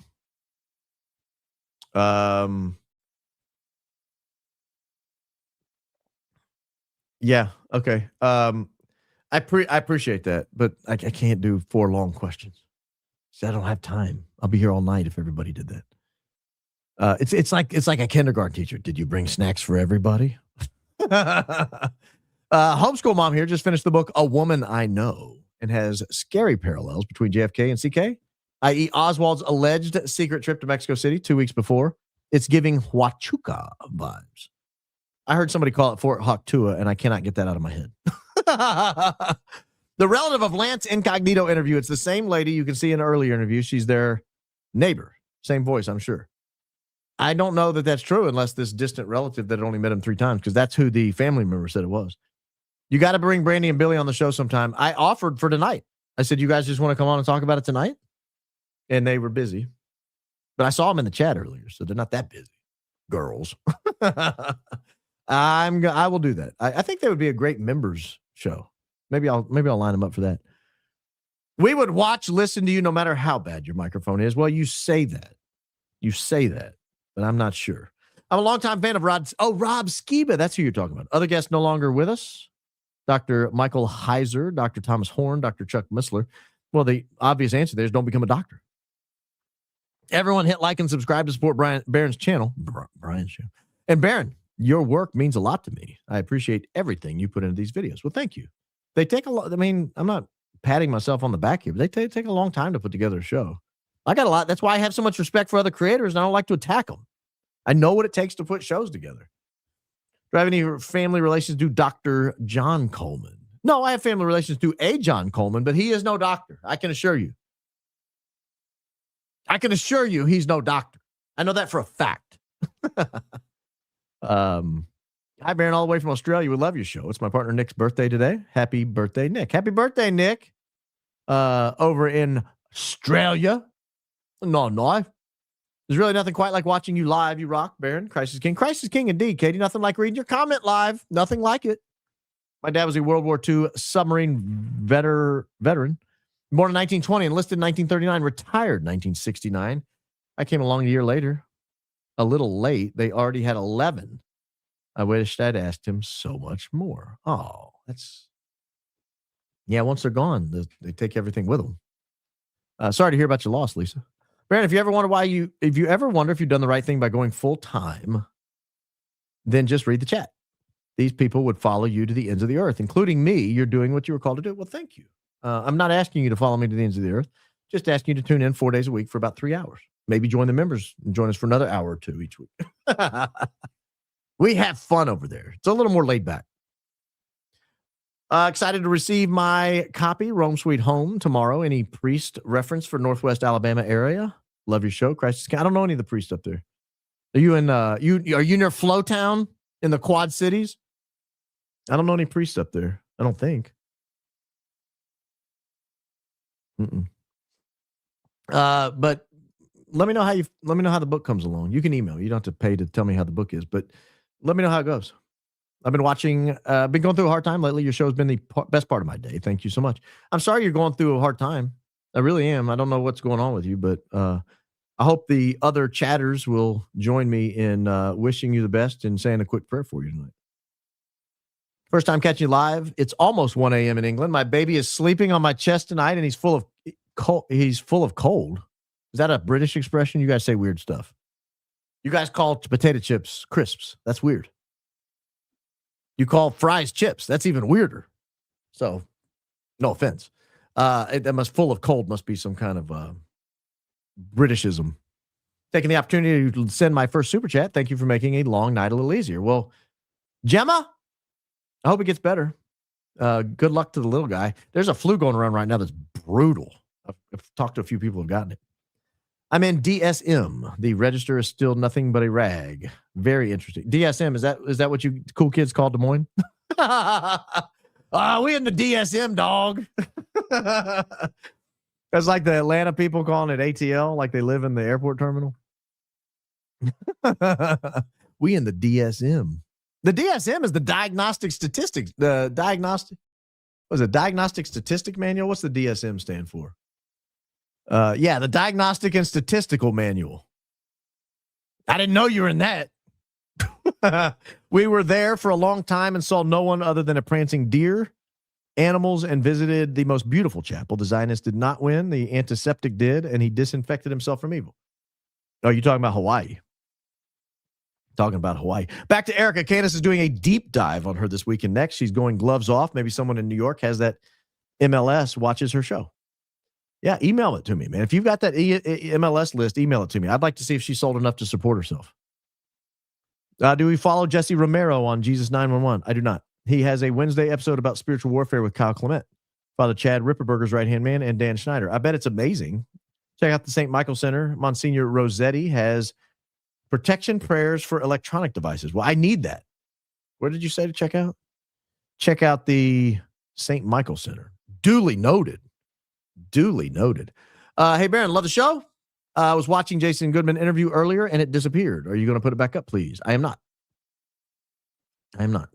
Revelation 12:12. Amen. You need me to open it up and read it? I'm only doing it because I know exactly where Revelation is. You hit me with some of those intermediate books like Hosea. I'm like, I don't know where that is.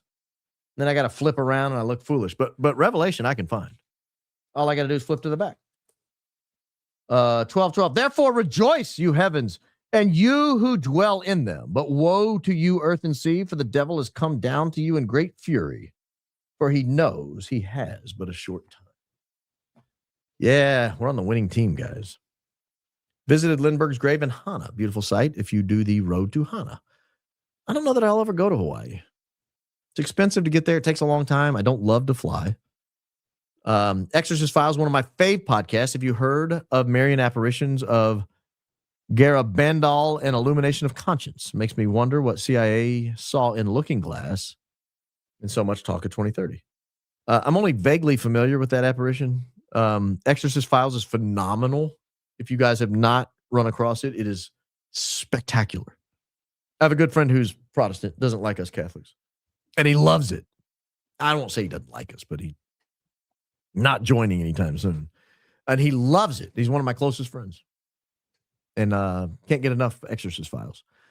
Baron, are you wearing red today to rep the Brandie and Billie show? Yes, that's exactly what I was doing, ladies. I'm glad to know you have time to be in the chat, but not on the program when invited. No offense, girls. No offense. Because they know we know no. Guys, if you don't follow Brandie and Billie, go over there and follow them. Because when they release that Lance Twiggs stuff, you're going to want to be a part of that. You're going to want to be a part of that. I highly enjoy your show and your opening statements. Thank you. Thank you. The Lindbergh story fascinates me. The way it all ended. That's not the best video to be looking for. The next video where we're wearing glasses in the cover photo, we go over it in depth. Hearing recap. Okay. Oh, you're saying the one I was going to play is not the best one. Sorry, girls. I failed you. I expected this opening statement to end with, and now you know the rest of the story. Baron Coleman, good day. I loved Paul Harvey. Gosh, he was one of the greatest. John 8:31-32 ESV.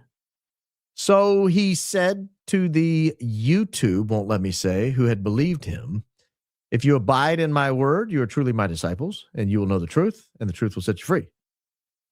Keep bearing the truth, brother. Why would it not let you say a word? What biblical word are you not allowed to say? And oh, by the way, thank you. You guys are very generous. Blue Cheer, Veronica, Callie Renee. After you mentioned Erika's father on the Members Only show, I Googled him. Subject of my email to you. Erika's dad looks just like J.D. Vance. Well, that's a little weird. Hope you found the picture you mentioned having on your computer to verify this is, in fact, Erika's father. I did find the picture I was thinking of. I don't recall him looking like J.D. Vance in that picture. I'll read your email because I'm interested. This has CIA written all over it. I don't care what anyone says. What the microphone troubles, or a story we were covering? Did you say Billie and Brandie popped up in a spot, or Billie and Brandie popped a squat in the courtroom? I couldn't hear clearly what you said. Pop a squat. I say that a lot, so I probably said that. As you guys know, I just say stuff. I don't really think about what I'm saying. I just kind of say what I'm thinking. I might have said popped a squat. Yeah, popped a squat. That's probably exactly what I said. They popped a squat behind his family. Sorry, guys. I say stuff. Rumblers are extremely grateful for you, Baron. When bots swarm, you've exposed something that needed light. Stay extra steady. God's on his throne. Jesus already executed the victory. Bots buzz, but the truth still hatches. Can I tell you something about that comment? I can't eat eggs. I used to love eggs. They're one of my very favorite foods. An egg, an over medium egg is second to none. I will eat it with anything. Like if I have leftover Chinese food, a couple over medium eggs, boom, right on top. Just let that goo settle down into the food. Oh man, I love eggs. And I developed an allergy several years ago. I believe it's like Lyme disease. It was invented and put on the world through insects because more and more people are getting weird meat allergies and egg allergies. And I don't think it's random.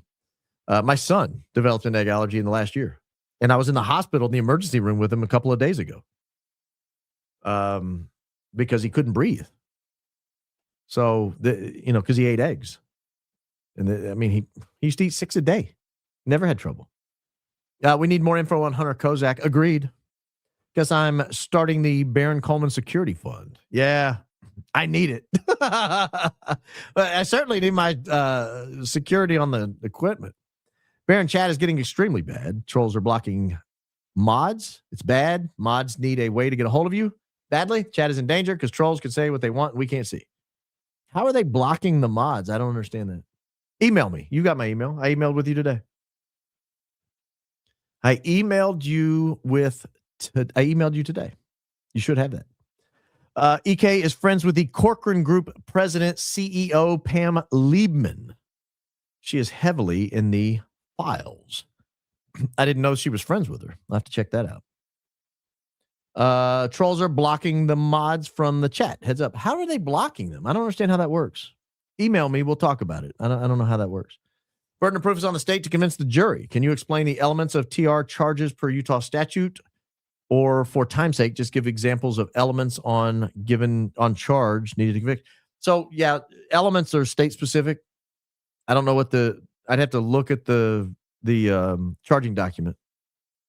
And I will. I'm not going to do it live on air, but I will. I'll get it for you. Maybe I'll put up a little chart that shows everything they're going to have to prove, and each element has to be proven beyond a reasonable doubt. So, for example, common example in the bar. This was years ago, and it was they give you a statute, and then they ask you questions about it. So the statute was there was a crime that was breaking and entering the dwelling place of another at night with the intent to commit a crime. So it's 6 elements because it said, you commit this crime or you're guilty of this crime when you break and enter the dwelling house of another at night with the intent to commit a crime. And then they ask you a series of questions. Is this a crime? Is this a crime? Is this a crime? And they'll give you, whatever. And so you have to know how to break the statute into elements. And so that would be 6. And I don't know why that one stuck in my head. I just remember that one from 20 plus years ago. Gosh, I'm old. Now it'll be 20 years this July that I took the bar for the first time. So 19 and a half years ago. But breaking and entering the dwelling house of another at night with the intent to commit a crime. So if you broke in during the day, you would not be guilty of that crime. Even though you satisfy 5 of the 6 elements, even though you're going in with ill intent, even though you broke, even though you entered, even though it's a dwelling house, even though it's another, even though you had the intent to commit a crime, it wasn't at night, so it was not a crime. And that's how statutes work, particularly in crimes. You strictly construe the statute in favor of the defendant. So I'd have to look at the statute in Utah to see what it was. They were waiting for Moses, and one greater than Moses came, to that which Moses and those like him are incapable of doing. Thanks be to God and his holy Father. They were waiting for Moses. Are you talking about Jesus, our Lord and Savior? Thank you for that, by the way. Baron, remember when all those cars were at the house a week or so before the assassination? Someone needs to investigate that. Feds. So in the article I read, they said they did recover some Ring doorbell footage. I don't know if it went back a week and showed all the different cars. Just realized all the assassinated ones last night begin with K. JFK, RK, MLK, EK. You mean CK? Not EK. EK is quite alive. Off topic, what's the heck going on YouTube doing split screen ads? We miss seconds because it mutes you instead of pausing the stream. I've heard that. I don't know what that is. I can't control their ads. They just run when they run. Watch NISC social and her early reporting of TR Discord chats and the Unblank America group chats and recordings. Okay. Hi. I was late to Candace. Stopped halfway to watch you. Says a lot about you. Explosive stories. Awesome coverage. Hoodie color checks out. Yeah, I got red on tonight, boys and girls. We're getting there tonight. Do you subscribe to Any Thoughts? Steve Bannon's War Rooms. Do you watch the show? I don't watch Steve Bannon, no. I don't dislike Steve Bannon necessarily, but I don't watch him. I see clips. You know, obviously clips circulate, and I'll watch those, but I don't have any, like, bad thoughts about Bannon, but he's just not someone that's ever really tickled my fancy. Hey, everyone, hit that like. Baron is dropping truth bombs. We're caught in a war between good and evil. Thanks, Trigger. If you don't subscribe to Trigger Smart, you should. He does great work. I know I've said this like 10 times, but I was fascinated with the volcano video, Trigger Smart. I was just fascinated with it. So thank you for doing that. But he does great work. And I'm going to ask him about, he's also very good with my electronic devices. He helped me get the camera set up. So now I got to ask him about the sound. Because I don't think it's all my fault, but maybe it is. I don't know. So I will ask him about it. Did you see the email with James Haywood, USAF Brigadier General, World War III, scheduled for 2/8/2026? Odd TPUSA meeting with him now. I don't think that was a real email. I saw that email and tried to find it in the files and could not. So I don't know if that's real. 3 letters they love. The 3 letters love to recruit unsuspecting people who want to be somebody important and convince them that they are helping with something big. IMO is what happened to TR, and he was willing, but wasn't privy to the truth, thus becoming a patsy. First, thank you. Very generous donation. Second, I agree with you that it often happens where someone thinks they're helping out and then they get all the blame.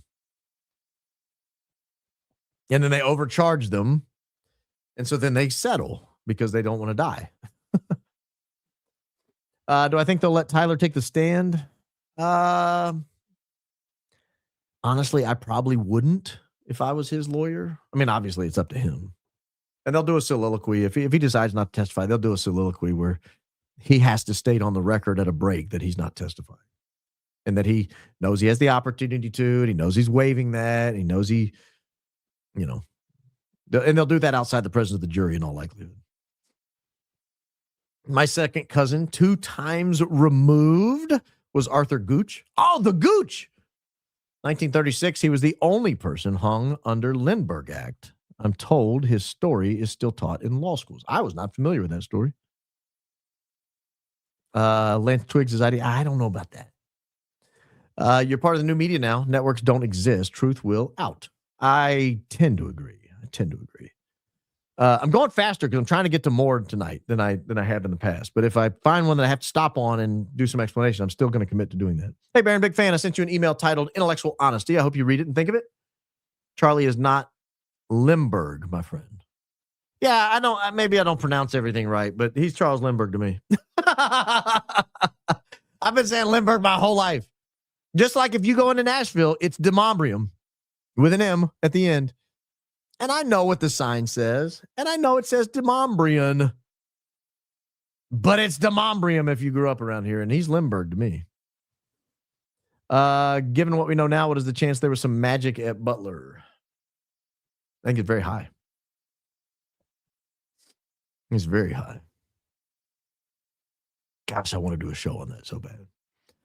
This is one of your best shows to date, and I catch nearly every one of your shows. God bless Baron Go Backs. Maybe that's why. Maybe they saw my prep, and that's why we had so many problems. Don't need to read this live. Too late. Just saw JG's post of recorded call with you. He's absolutely insane. I'm starting to wonder if he's actually the limited hangout. I'd love to know John C's side of the story. You rock Go Backs. Well, maybe you heard my conversation I was yelling about earlier. Look, man, no good deed goes unpunished. That's all I can say. You try to invite somebody in, introduce them to a new crowd, give them a platform, and then it turns on you.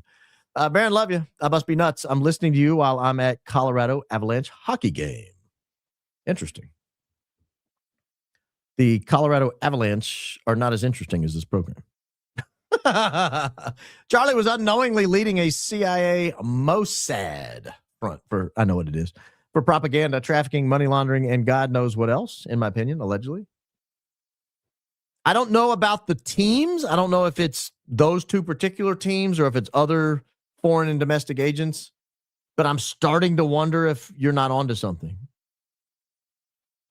That he was unknowingly leading something. And that goes to the clip I was going to play tonight, and the clip I will play tomorrow will play right into your question. Or right into your comment, I guess. You're so awesome, Baron. Love your authenticity. Love your diligent investigations. Love your show. Well, thank you. Thank you. Just started the show. No questions. You keep it up. Oh, thank you. Baron, even though I'm protecting PDFs, you're protecting PDFs? Please leave my photo on your wall. Oh. Thank you for your attention to this matter, DJT. Hey, I might have to change it one day. I'll say that. I've considered it. I have backups in the closet that I could pull out and throw up there. A great opening as always in light of the files. What are your thoughts on Derek Johnson reading Midnight Rider? Seems too fantastic, but if not, I don't know who that is.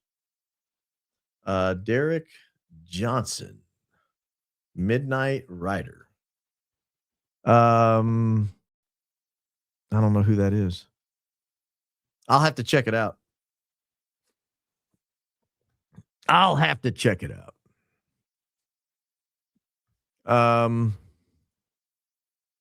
This is going to be a late show, changed into my high IQ outfit, aka pajamas. My highest IQ insights happen in my dreams, kind of like Candace, Go Max and Fly. I'm a huge believer in dreams. I could not be a bigger believer in dreams. I've had one that I know of, extremely mystical experience in a dream. I had one mystical experience in a church, and I think those may be my only two that I've truly had that are just, that were kind of life-changing, frankly. I had one that was, oh gosh, what's the word I'm looking for? I had one that was, I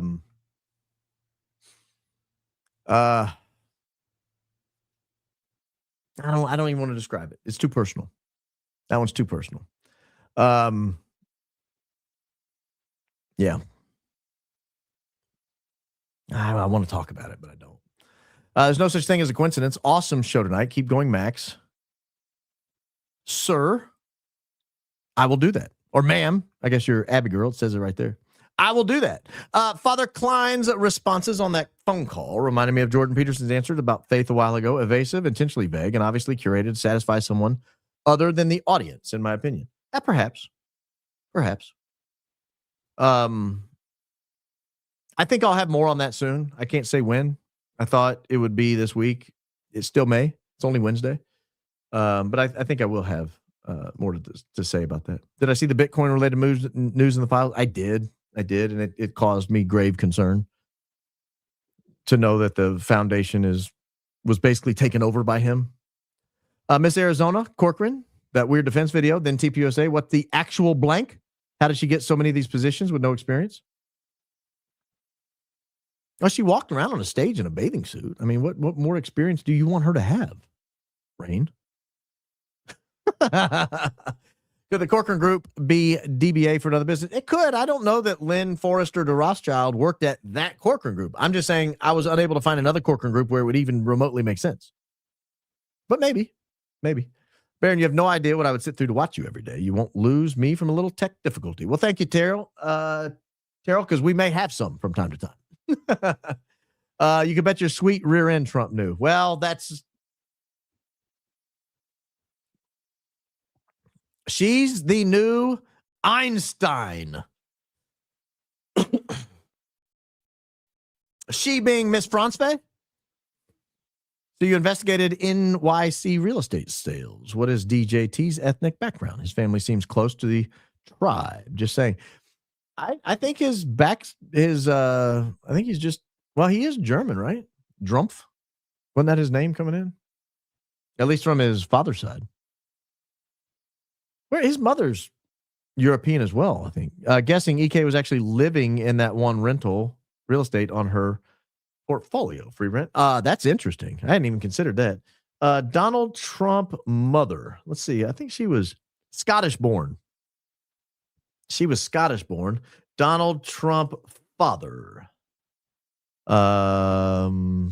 What's his background? German immigrants. Drumpf.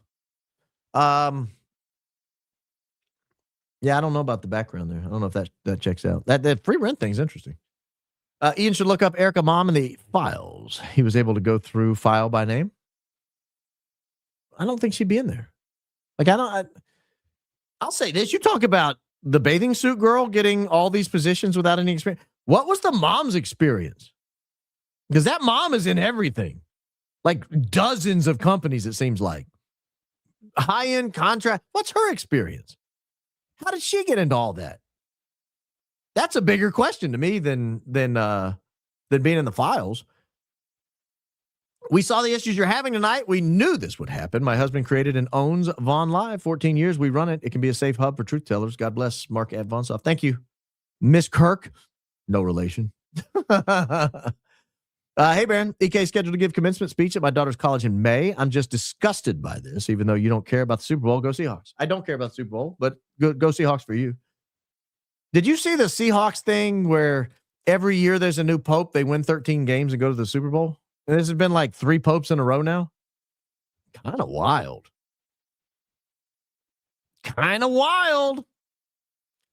Hey, you know what? If we get a pope before the NFL season next time, I'm putting my whole estate on the Seahawks going to the Super Bowl. 4th time's a charm, baby. 4th time's a charm. I'm just kidding. I don't gamble. I don't recommend it. I don't think it's smart. I would go to the commencement speech. Obviously, it's your daughter's graduation. Just be polite. You know, be an adult. Don't protest. Don't cause a scene. Just, worse things have happened in the world. Hey, Baron, you seem healthy for 46. Where do you grocery shop? Local chain. Diet consists of apparently no popcorn, which is sad. Supplements, TRT. I'm not on TRT. I do CrossFit several days a week. I used to do it 7 days a week. Now I dialed it back a little bit. I think that's probably the key. I eat a very high protein, high fat diet. It was lower carb at one point than it is now. I'm probably up north of 150 grams of carbs a day. The average American is probably north of 500 grams of carbs a day. So from that perspective, I'm low carb. I probably eat 150 to 200 grams of protein and 200 to 250 grams of fat a day. I'm a huge believer in fat and protein being the major source of your diet. I don't drink alcohol. I don't smoke cigarettes. I don't do drugs. I did drink a lot of alcohol back in the day, but I don't anymore.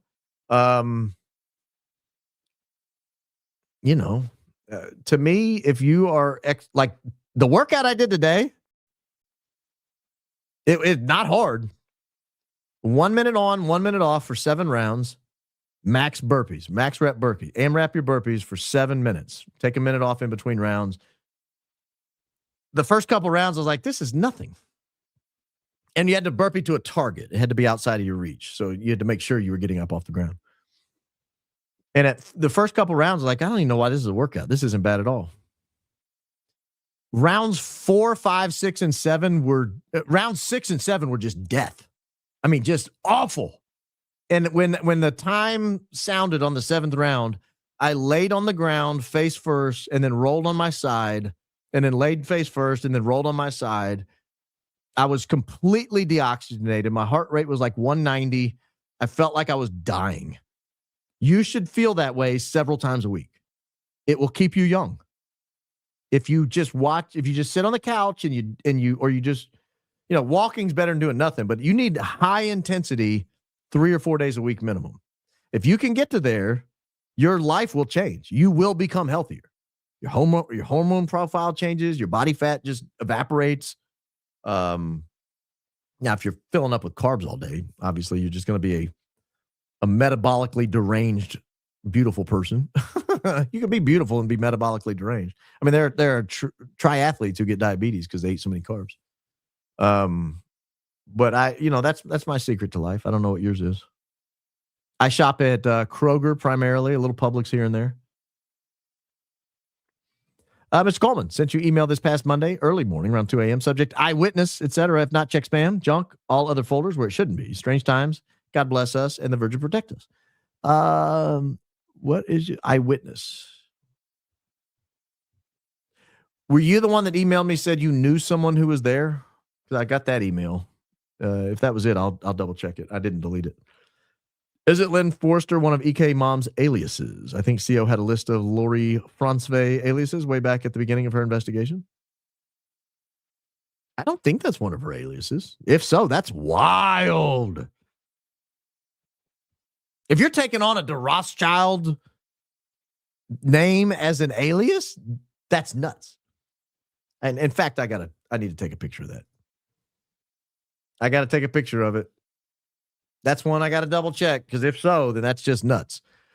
First time sub, first time donation, first time super chat. Just a suggestion, the Real Baron High IQ Hoodie Crew Coleman podcast. What do you think? Great show. Keep up what you're doing. Keep up what you do. I appreciate you, brother.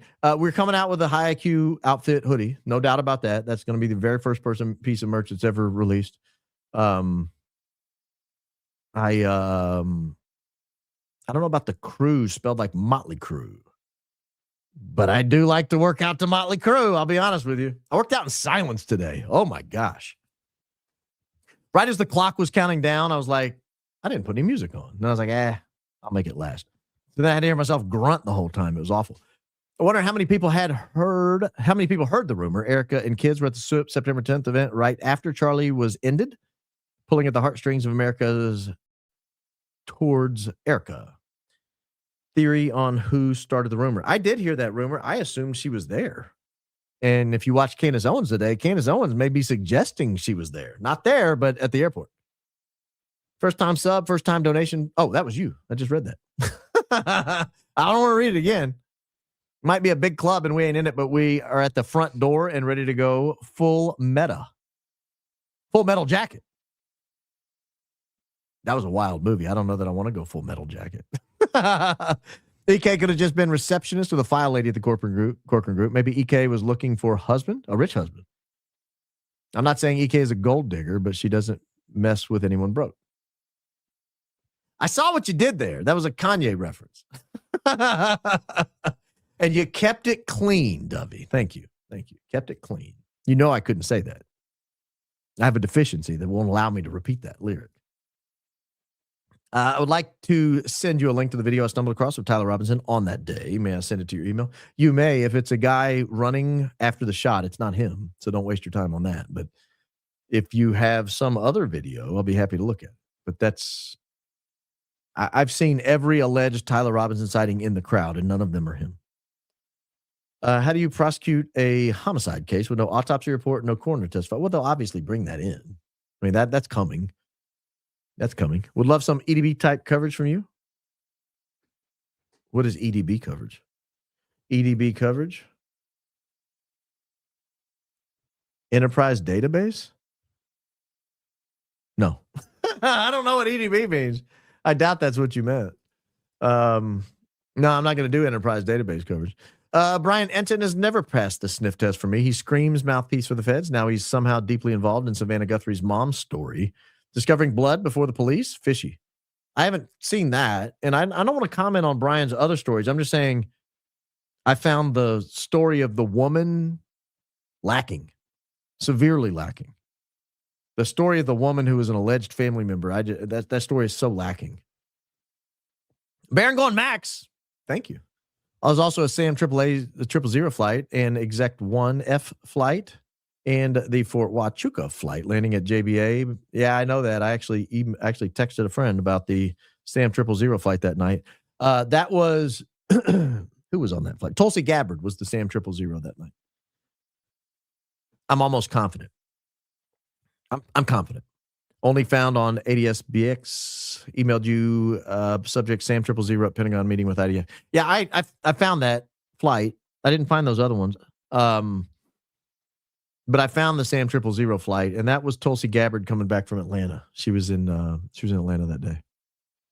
And thank you, Obsessed, for that thoughtful contribution, but also that's the kind of high quality email I like to get. Like, if you're telling me where people are, that's what I like to see. Were you not bothered by the defense saying when he was shot? They shouldn't be conceding that. States to prove every element, including that he was shot. I agree.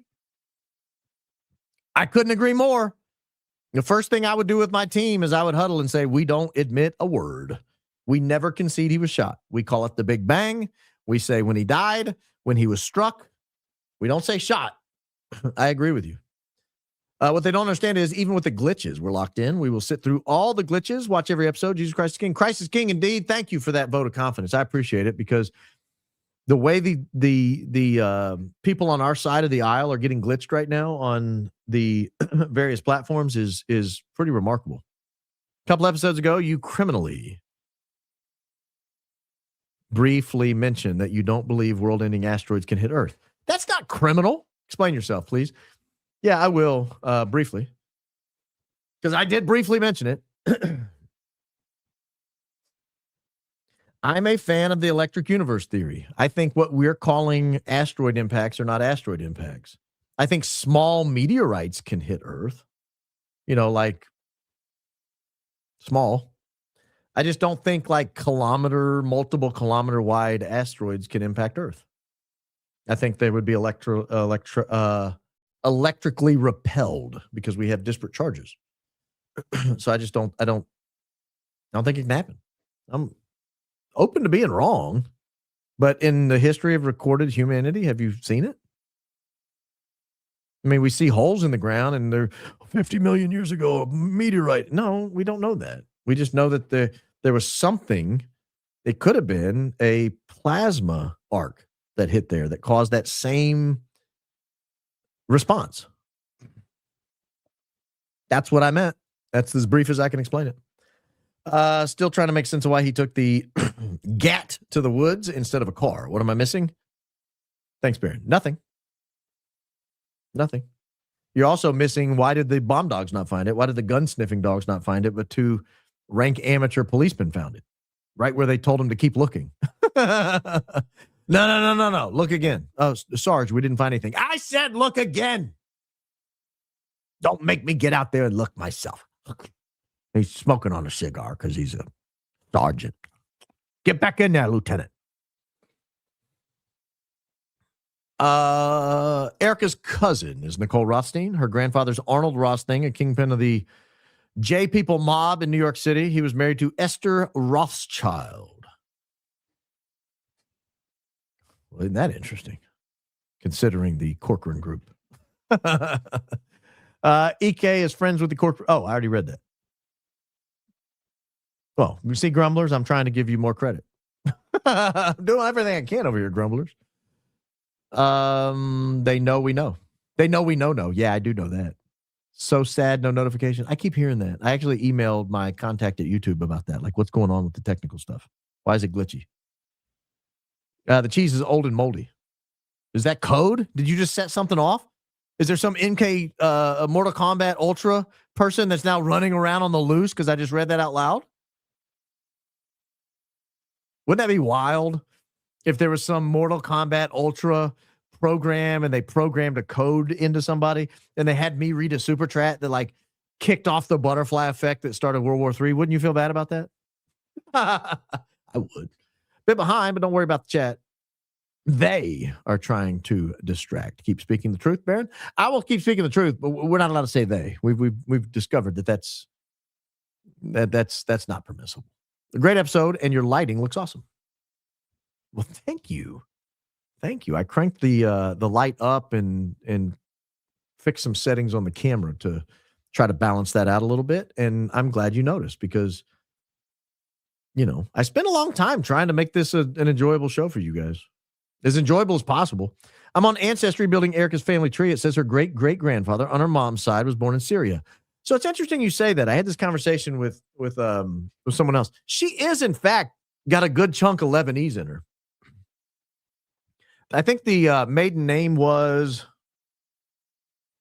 oh gosh, I don't want to say it wrong. Her maiden name was, oh gosh, what was it? Abbas. Is that right? Yeah, I think that's right.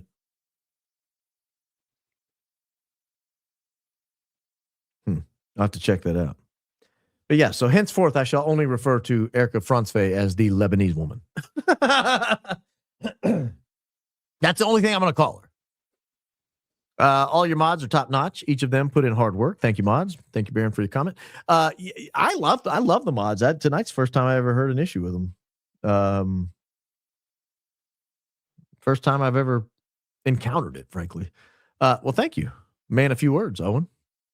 Hey, Baron, first super chat here. Have you looked into the countdown on EK's Instagram to September 16? Could be nothing, but still interesting how it never led to anything. Love the red hoodie. Crisis King. Crisis King, indeed. I also love the red hoodie. I did look into it. I went on our Instagram and saw all the September 16 countdown stuff. It was like a 15-day countdown, then a 10-day countdown. Well, then obviously the Big Bang happened on September 10th, and she kind of got away from that. I don't know what they were counting down to. I really can't think of anything. Ivan, ain't easy being a mod. They are awesome. What is in the box next to the safe? Is that new? Please flush your cash prior to the broadcast. Remember, Jesus loves you. Box next to the safe.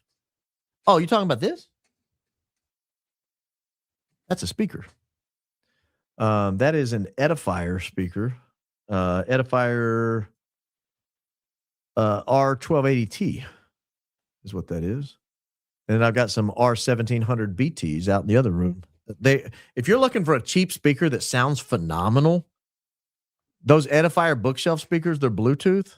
You can wire them into, like I have a turntable that wires into them. Not that I'm like DJ Baron. I mean, I'm talking about like I put on records. They sound great. They fill up the room. Now, I have put so much sound killing. I wish you could see my walls that you can't see.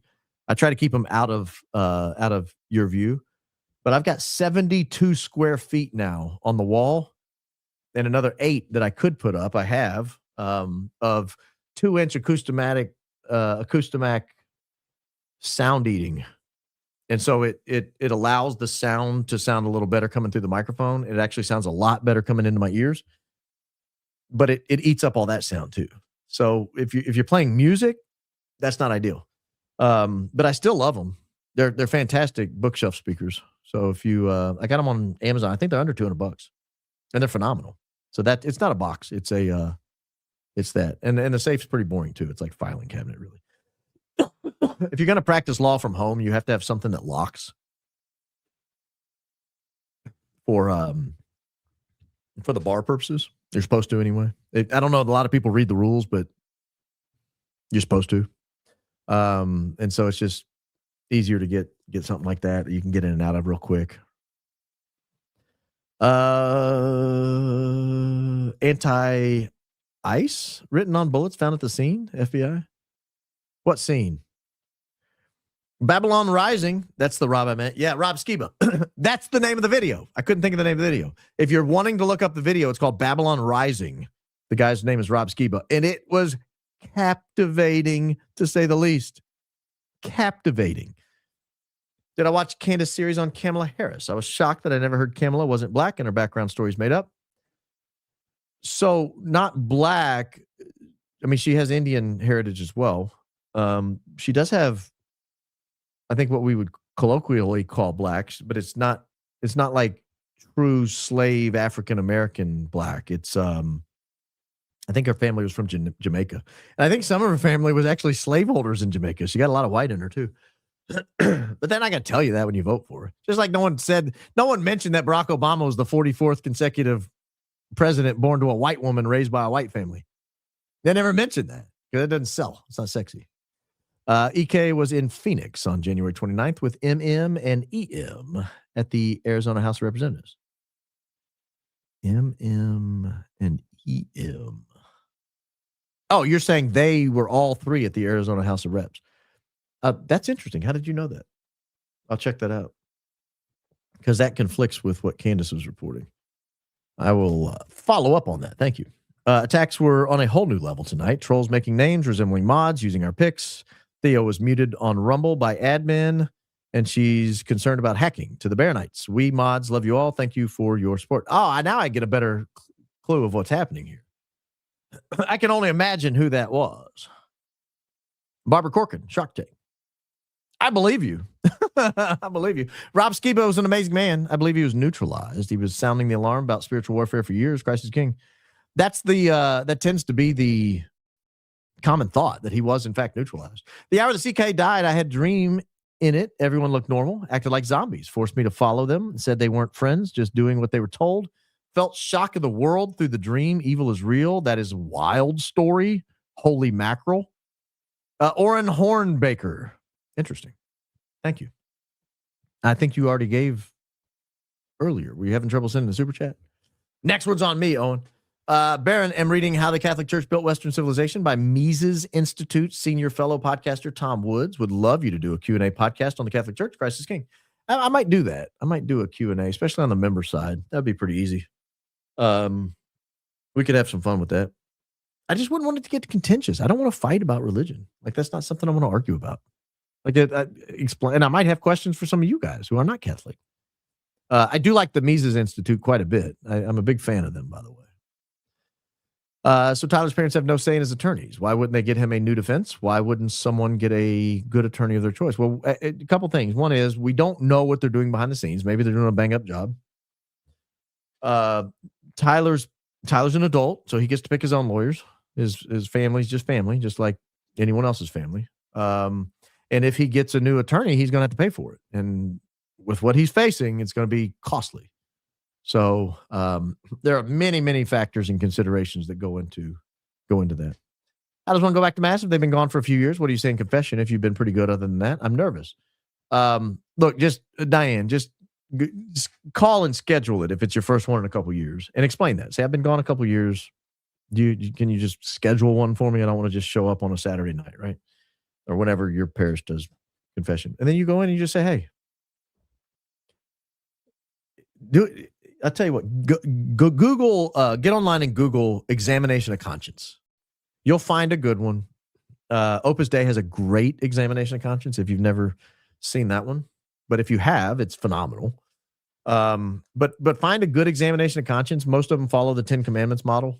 Kind of go through the 10 Commandments and ask a series of maybe 2 to 5 questions, maybe 10 questions on each commandment. And you can write down your answers. Just, take it with you. Make sure you don't leave it in the confessional. and then just tell the priest. And, I always tell ex-Scott, you're only one confession away from coming back. And then you're right back in it. Right back in it, Diane. Only a demon can do everything that's EK is, period. I'm not disagreeing with you. Baron, in your previous show, someone mentioned coffee being used to confuse bomb dogs. Used coffee grounds are frequently used by gardeners. What's to bet those are some caffeinated potted plants? They're not pot plants. They're potted plants. Different. I don't think Utah would be growing pot plants on their campus. Potted plants, daffodils, perhaps. That's interesting. I hadn't thought about that. She said people use the coffee to confuse the dogs. She didn't say it was successful.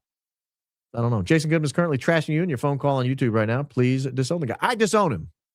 I would have never invited him on if I'd have known what I was going to get. How about that? I don't want to trash other people, but I would not have invited him on. I genuinely was just trying to do him a favor. I have no idea what is happening, but I don't care. I frankly don't care. I'm not wasting time on it. It's not gonna derail me at all. What did you and Candace pause on Fort Huachuca? Why did you pause? Are you planning to corroborate Mitch's account on the 8th and 9th? Have you not been following what she's doing right now? Cool kid.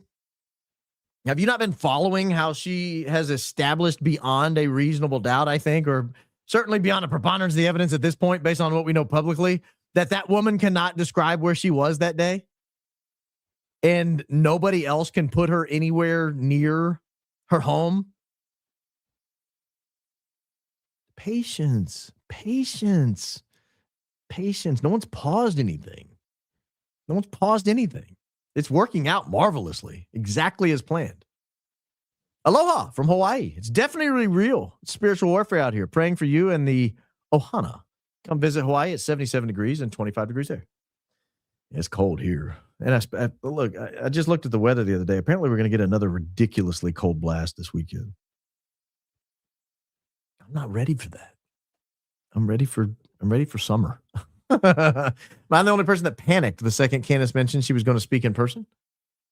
That she will bring her own mic and bulletproof shield. Makes me nervous. I thought about it. If I'm being honest with you. I thought about it. It worries me. Let's be honest. Let me be the voice for the autistics in the crowd. The audio is bad. I'm out. Oh. If the audio is bad, I'm out. Well, luckily we got that solved. Any thought on releasing your members shows later for us poor people that can't do memberships? Yeah, I'll turn them loose at some point. Sure. I don't have a problem with that. I don't know what the right time is, but I will.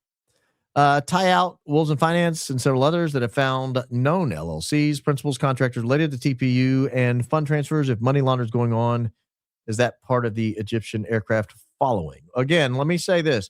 I'm not saying the Egyptian aircraft are not involved. I'm saying I am not yet fully convinced they are involved. So I can't say that would have anything to do with it. What I can say is, and I can't say they're money laundering. What I can say is if they were money laundering, it would look a lot like what they're doing. That's what I can say. If they were money laundering, what you would do is you would bring in huge contributions and you would let the fundraisers keep tremendous quantities of it. You would have giant bulk buys of millions of dollars for things that are not itemized. That's how you would launder money. But I don't know. Fellow Middle Tennessean here, best podcast. Absolutely love your opening statements. You always make me laugh out loud. Keep up the amazing work. I'm doing my best, Heather. Doing my best. Everything I can do, I do. What if Tyler Robinson's proven guilty? No reasonable doubt. Proven guilty beyond a reasonable doubt? I don't know. I mean, let's see the trial. Let's watch the evidence. Like I said, I'm always open to changing my mind. I'm just saying right now I can't see the evidence as we know it leading to that conclusion. But we will continue to cover it. 1 Peter 3:15, but sanctify the Lord God in your hearts and be ready always to give an answer for every man that asketh you a reason of the hope that is in you with meekness and fear.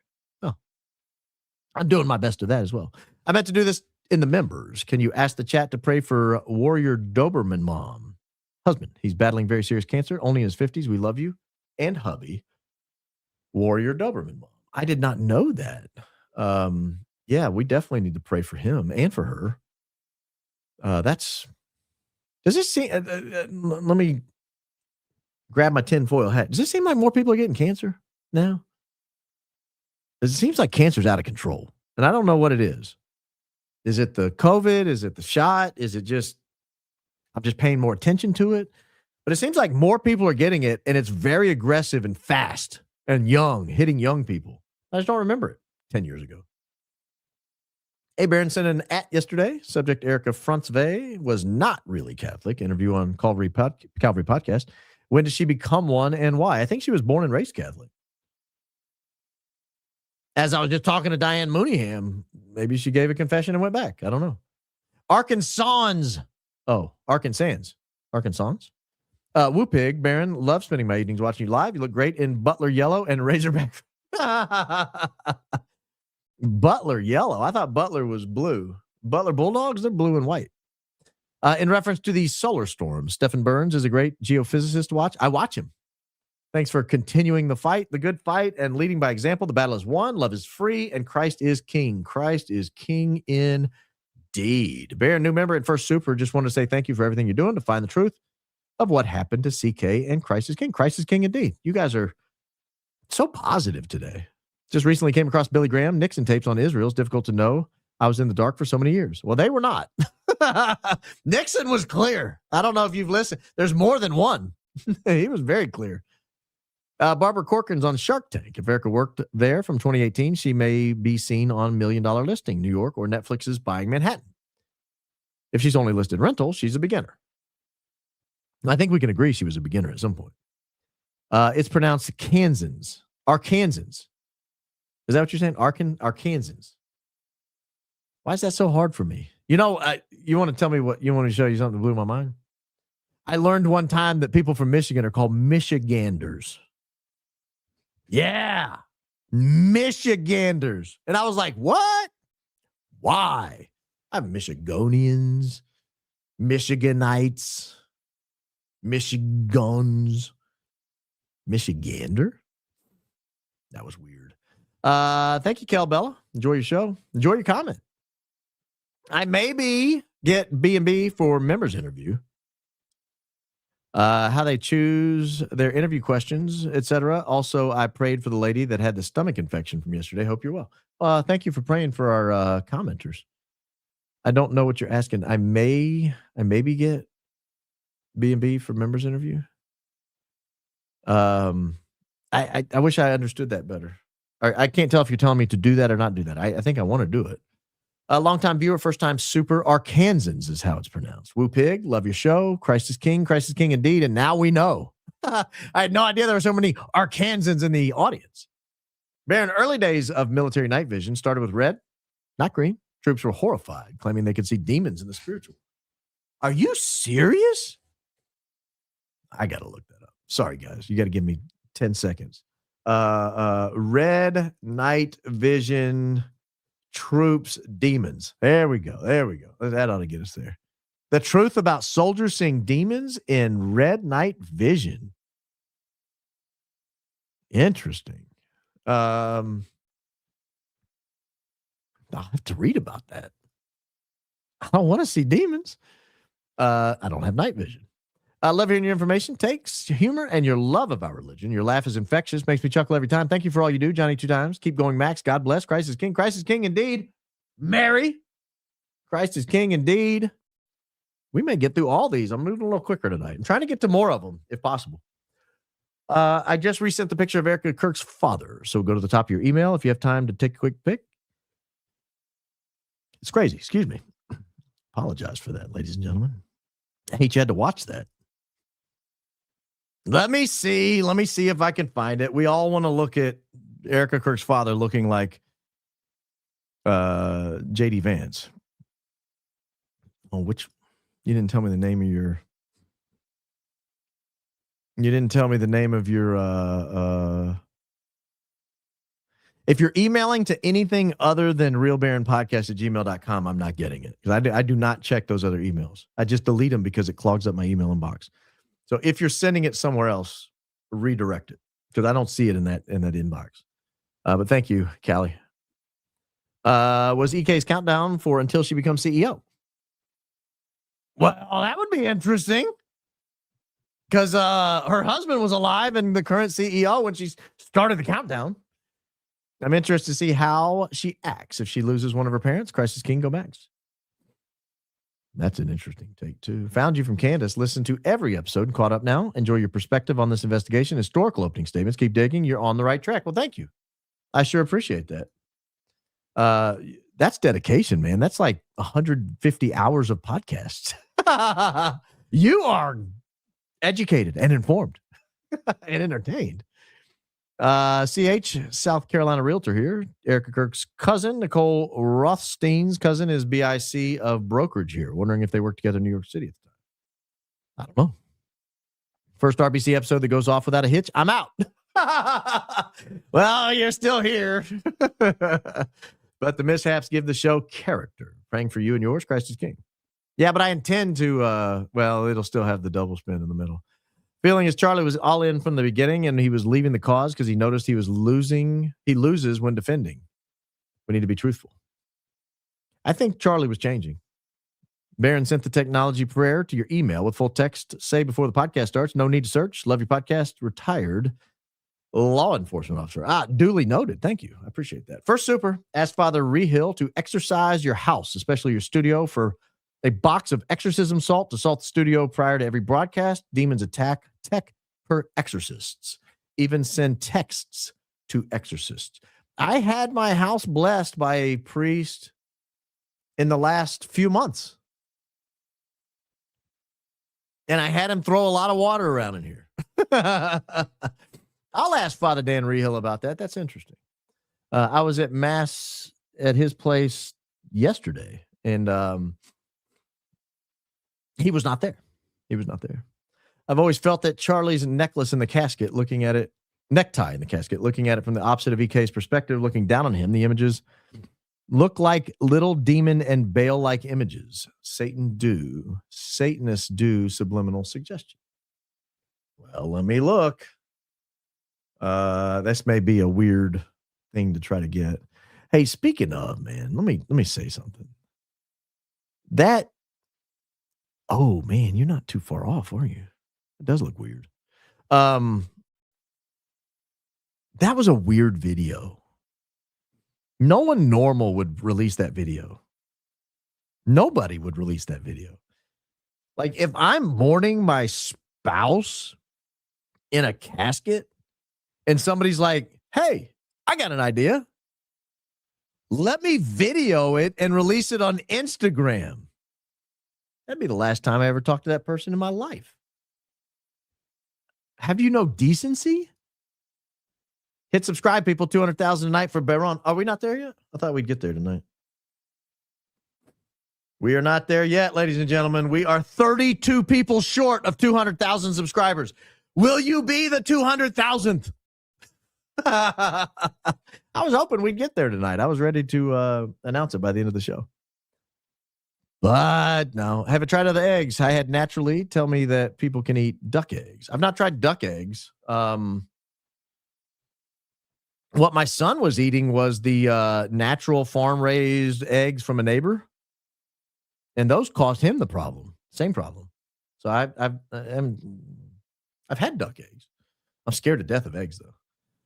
Security fun, and I happen to know a great company. I could very likely get a nice discount on high-tech equipment.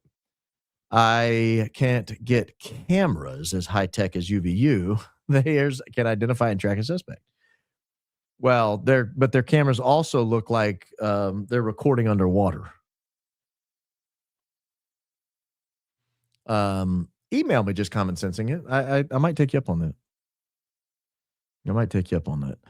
Baron, would you ever think of doing a Substack? Love your opening statements, and your writing is top notch. Big fan. Started following you with 397 followers watching from Ireland. Daisy girl, you've been following like longer than some of my family. 397? That's the early days. That's the early days of this podcast. Just emailing the realtor docs right now. Lots of pages. Sorry. I will read it. If you need to put in a Dropbox link or something, that's fine too. Sabby was on fire today. I think I saw 4 of her videos today. All great. Hope you caught some. You of course are on fire like always.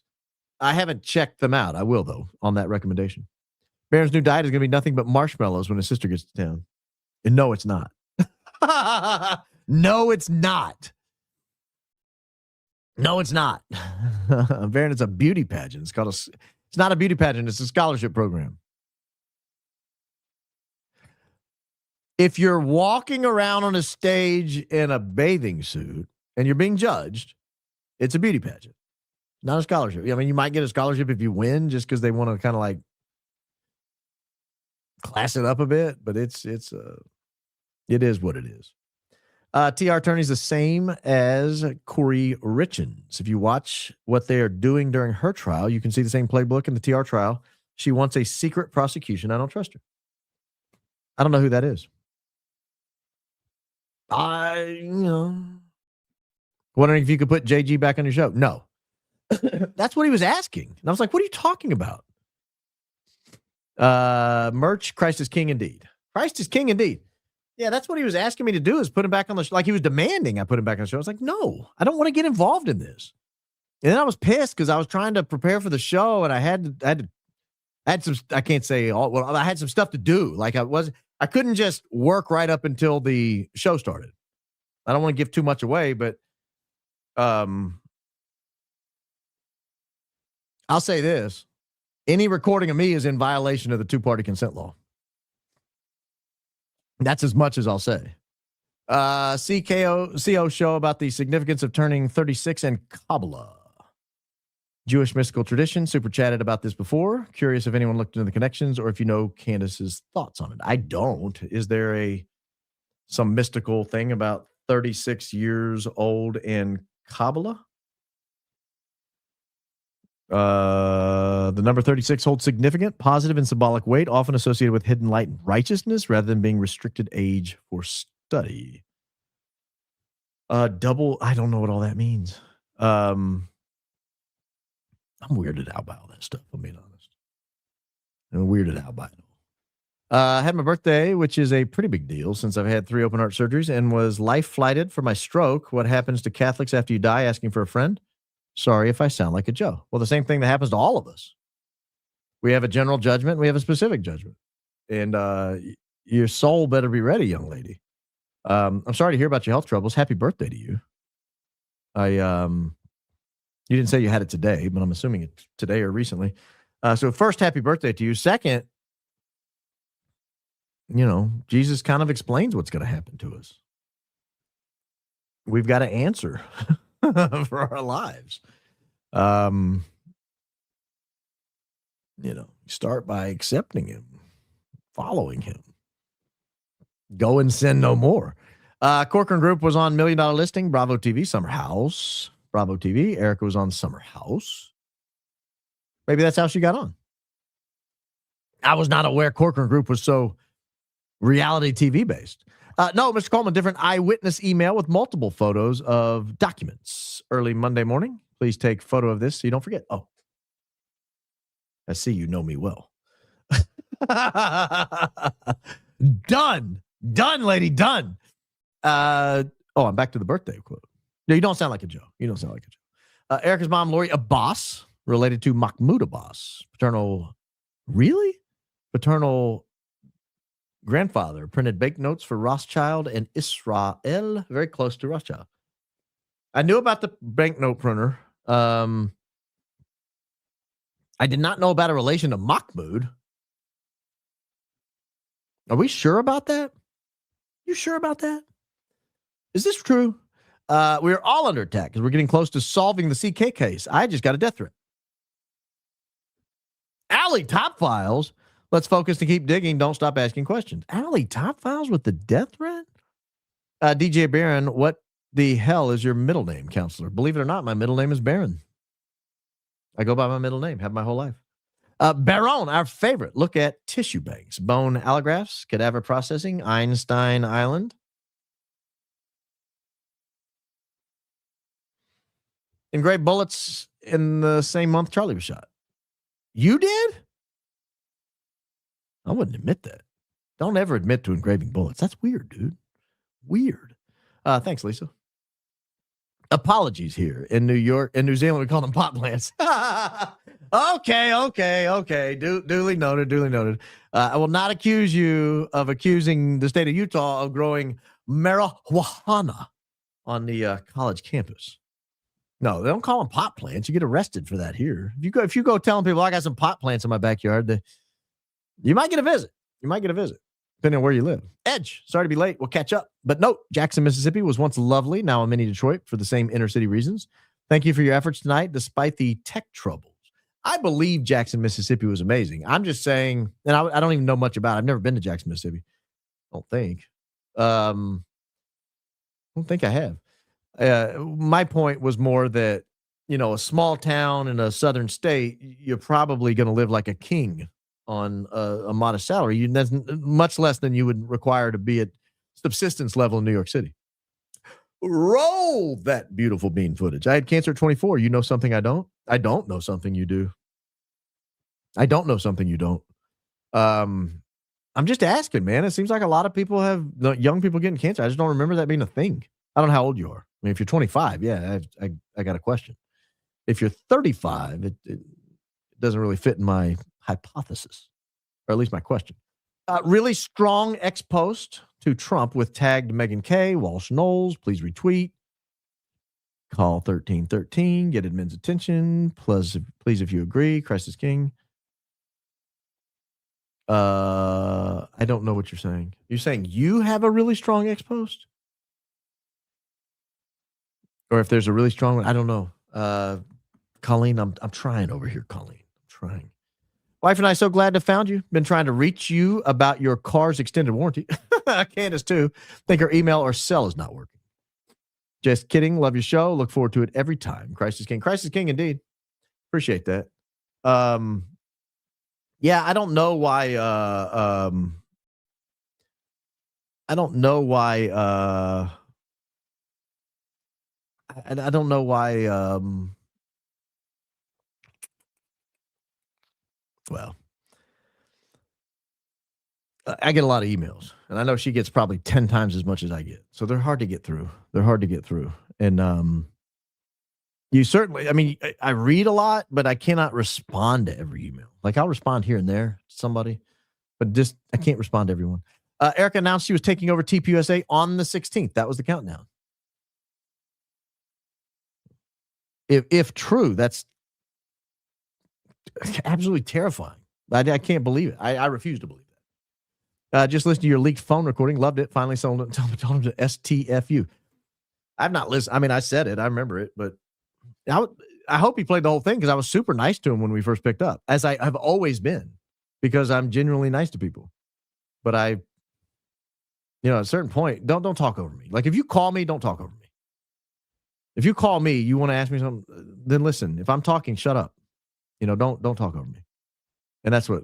And then don't demand to come on someone else's show. I would never demand to go on someone's show, particularly if I was just on it.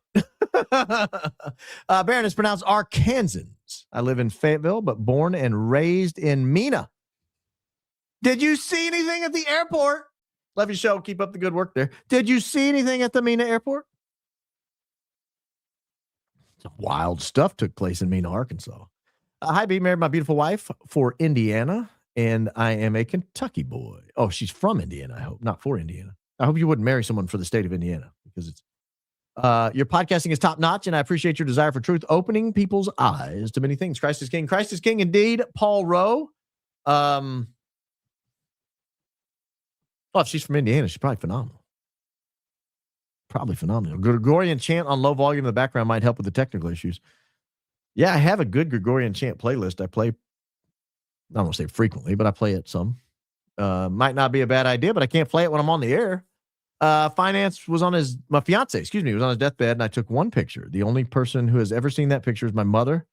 Praise God, he's still with us. Erika's actions are not normal. Precisely.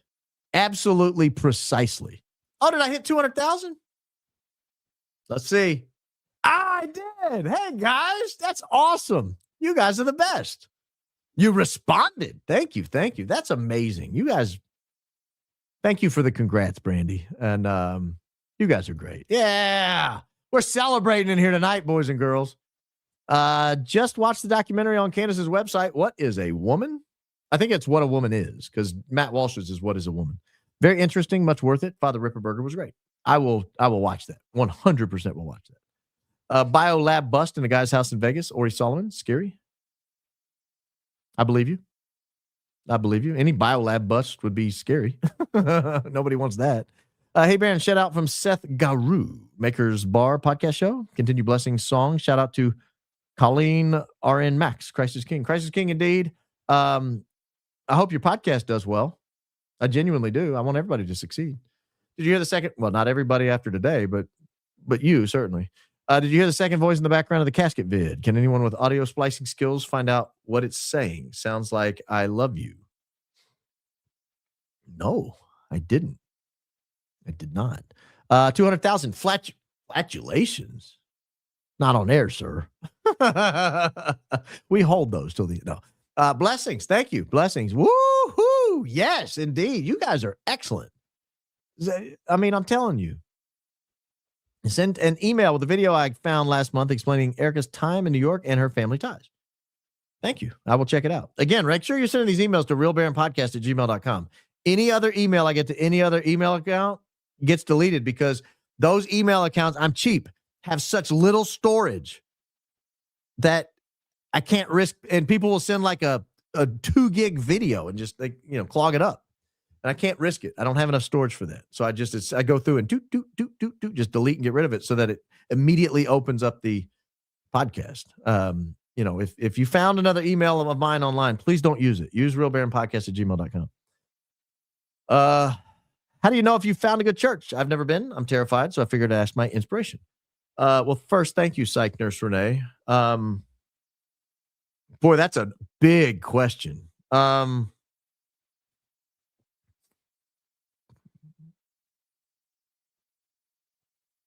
To me,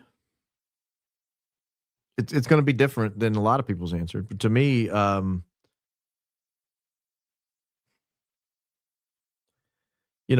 a Catholic church, in theory, we can go to any Catholic church and have access to the sacraments. Like the sacraments are valid everywhere. So whether but that said, there are some priests I probably wouldn't love if there were other alternatives. I'd probably choose to go somewhere else. If they're super political from the pulpit, I'm not wild about that. If they are changing the words of the prayers, instead of in the name of the Father, the Son, the Holy Spirit, in the name of the Creator, the Redeemer, and the Sanctifier. No, I don't want to hear that. Like, let's stick to the book. Read what's on the page, sir. So as a Catholic, that's kind of my answer, and a lot of communities only have one Catholic church. So, that's your answer. If you're Catholic, that's where you go. If you're not Catholic, I'm not sure. I guess, are you looking for like an active children's program or a children's ministry or a youth group or a young adults ministry? Like my mother goes to a good church here. It's not Catholic, but it's got a great widows group that she's gotten involved in. And she seems to really like it. So to me, it depends on what it is you're looking for. As a Catholic, I'm biased, but that doesn't mean there aren't people that feel like they found really good churches other places. But to me, I think somewhere you feel comfortable, somewhere you feel, I'll say this. Let me say this. I think a really good church occasionally makes you uncomfortable. If you're comfortable every week and if you never walk out there like, ooh, I probably need to change a few things in my life. If that never crosses your mind, that's one thing I would look for. Maybe once a quarter or more, are you walking out there going, oh gosh, I think he was talking directly to me and I got to shape up or ship out. That's a big question. It's a big question. Thank you for asking. I hope that was helpful in some capacity. No, Baron, the FBI, same month. I don't remember. Red Hoodie could not be more fitting tonight. I pray so hard for you, Candace, Ian, Jesse, and more. These people, whoever, are so dangerous. Yeah, they're doing something with the shows. These videos aren't in the description. No, the videos are not in the description yet because I'm not off the air. The one video should be in the description. Let me go back and look. Yeah, the one video is in the description. The rest of them will be in the description after I get off the air. I'll go through and add the videos I intended to add before, or that I was going to play. Congratulations on 200,000 subscribers. I think JG and Joe should get together. I agree. He's probably not doing himself any favors. I really feel like I've been nothing but kind to him until I lost my cool with him today. Sorry, my phone is glitching. Oh, I hate to hear that. But Baron, hey, from Vancouver, Canada, saw Trigger Smart and Cassia talk about why Charlie thought he would go to jail for a long time if Truck wasn't elected. Apparently, big financial improprieties. One wonders what he was talking about. Coach Colin connected the countdown thing today. Well, I have to go check it out. I missed it. Thank you. Is that an Indiana Jones hat on the safe? I mean, it can be. It's a hat. I've never worn it.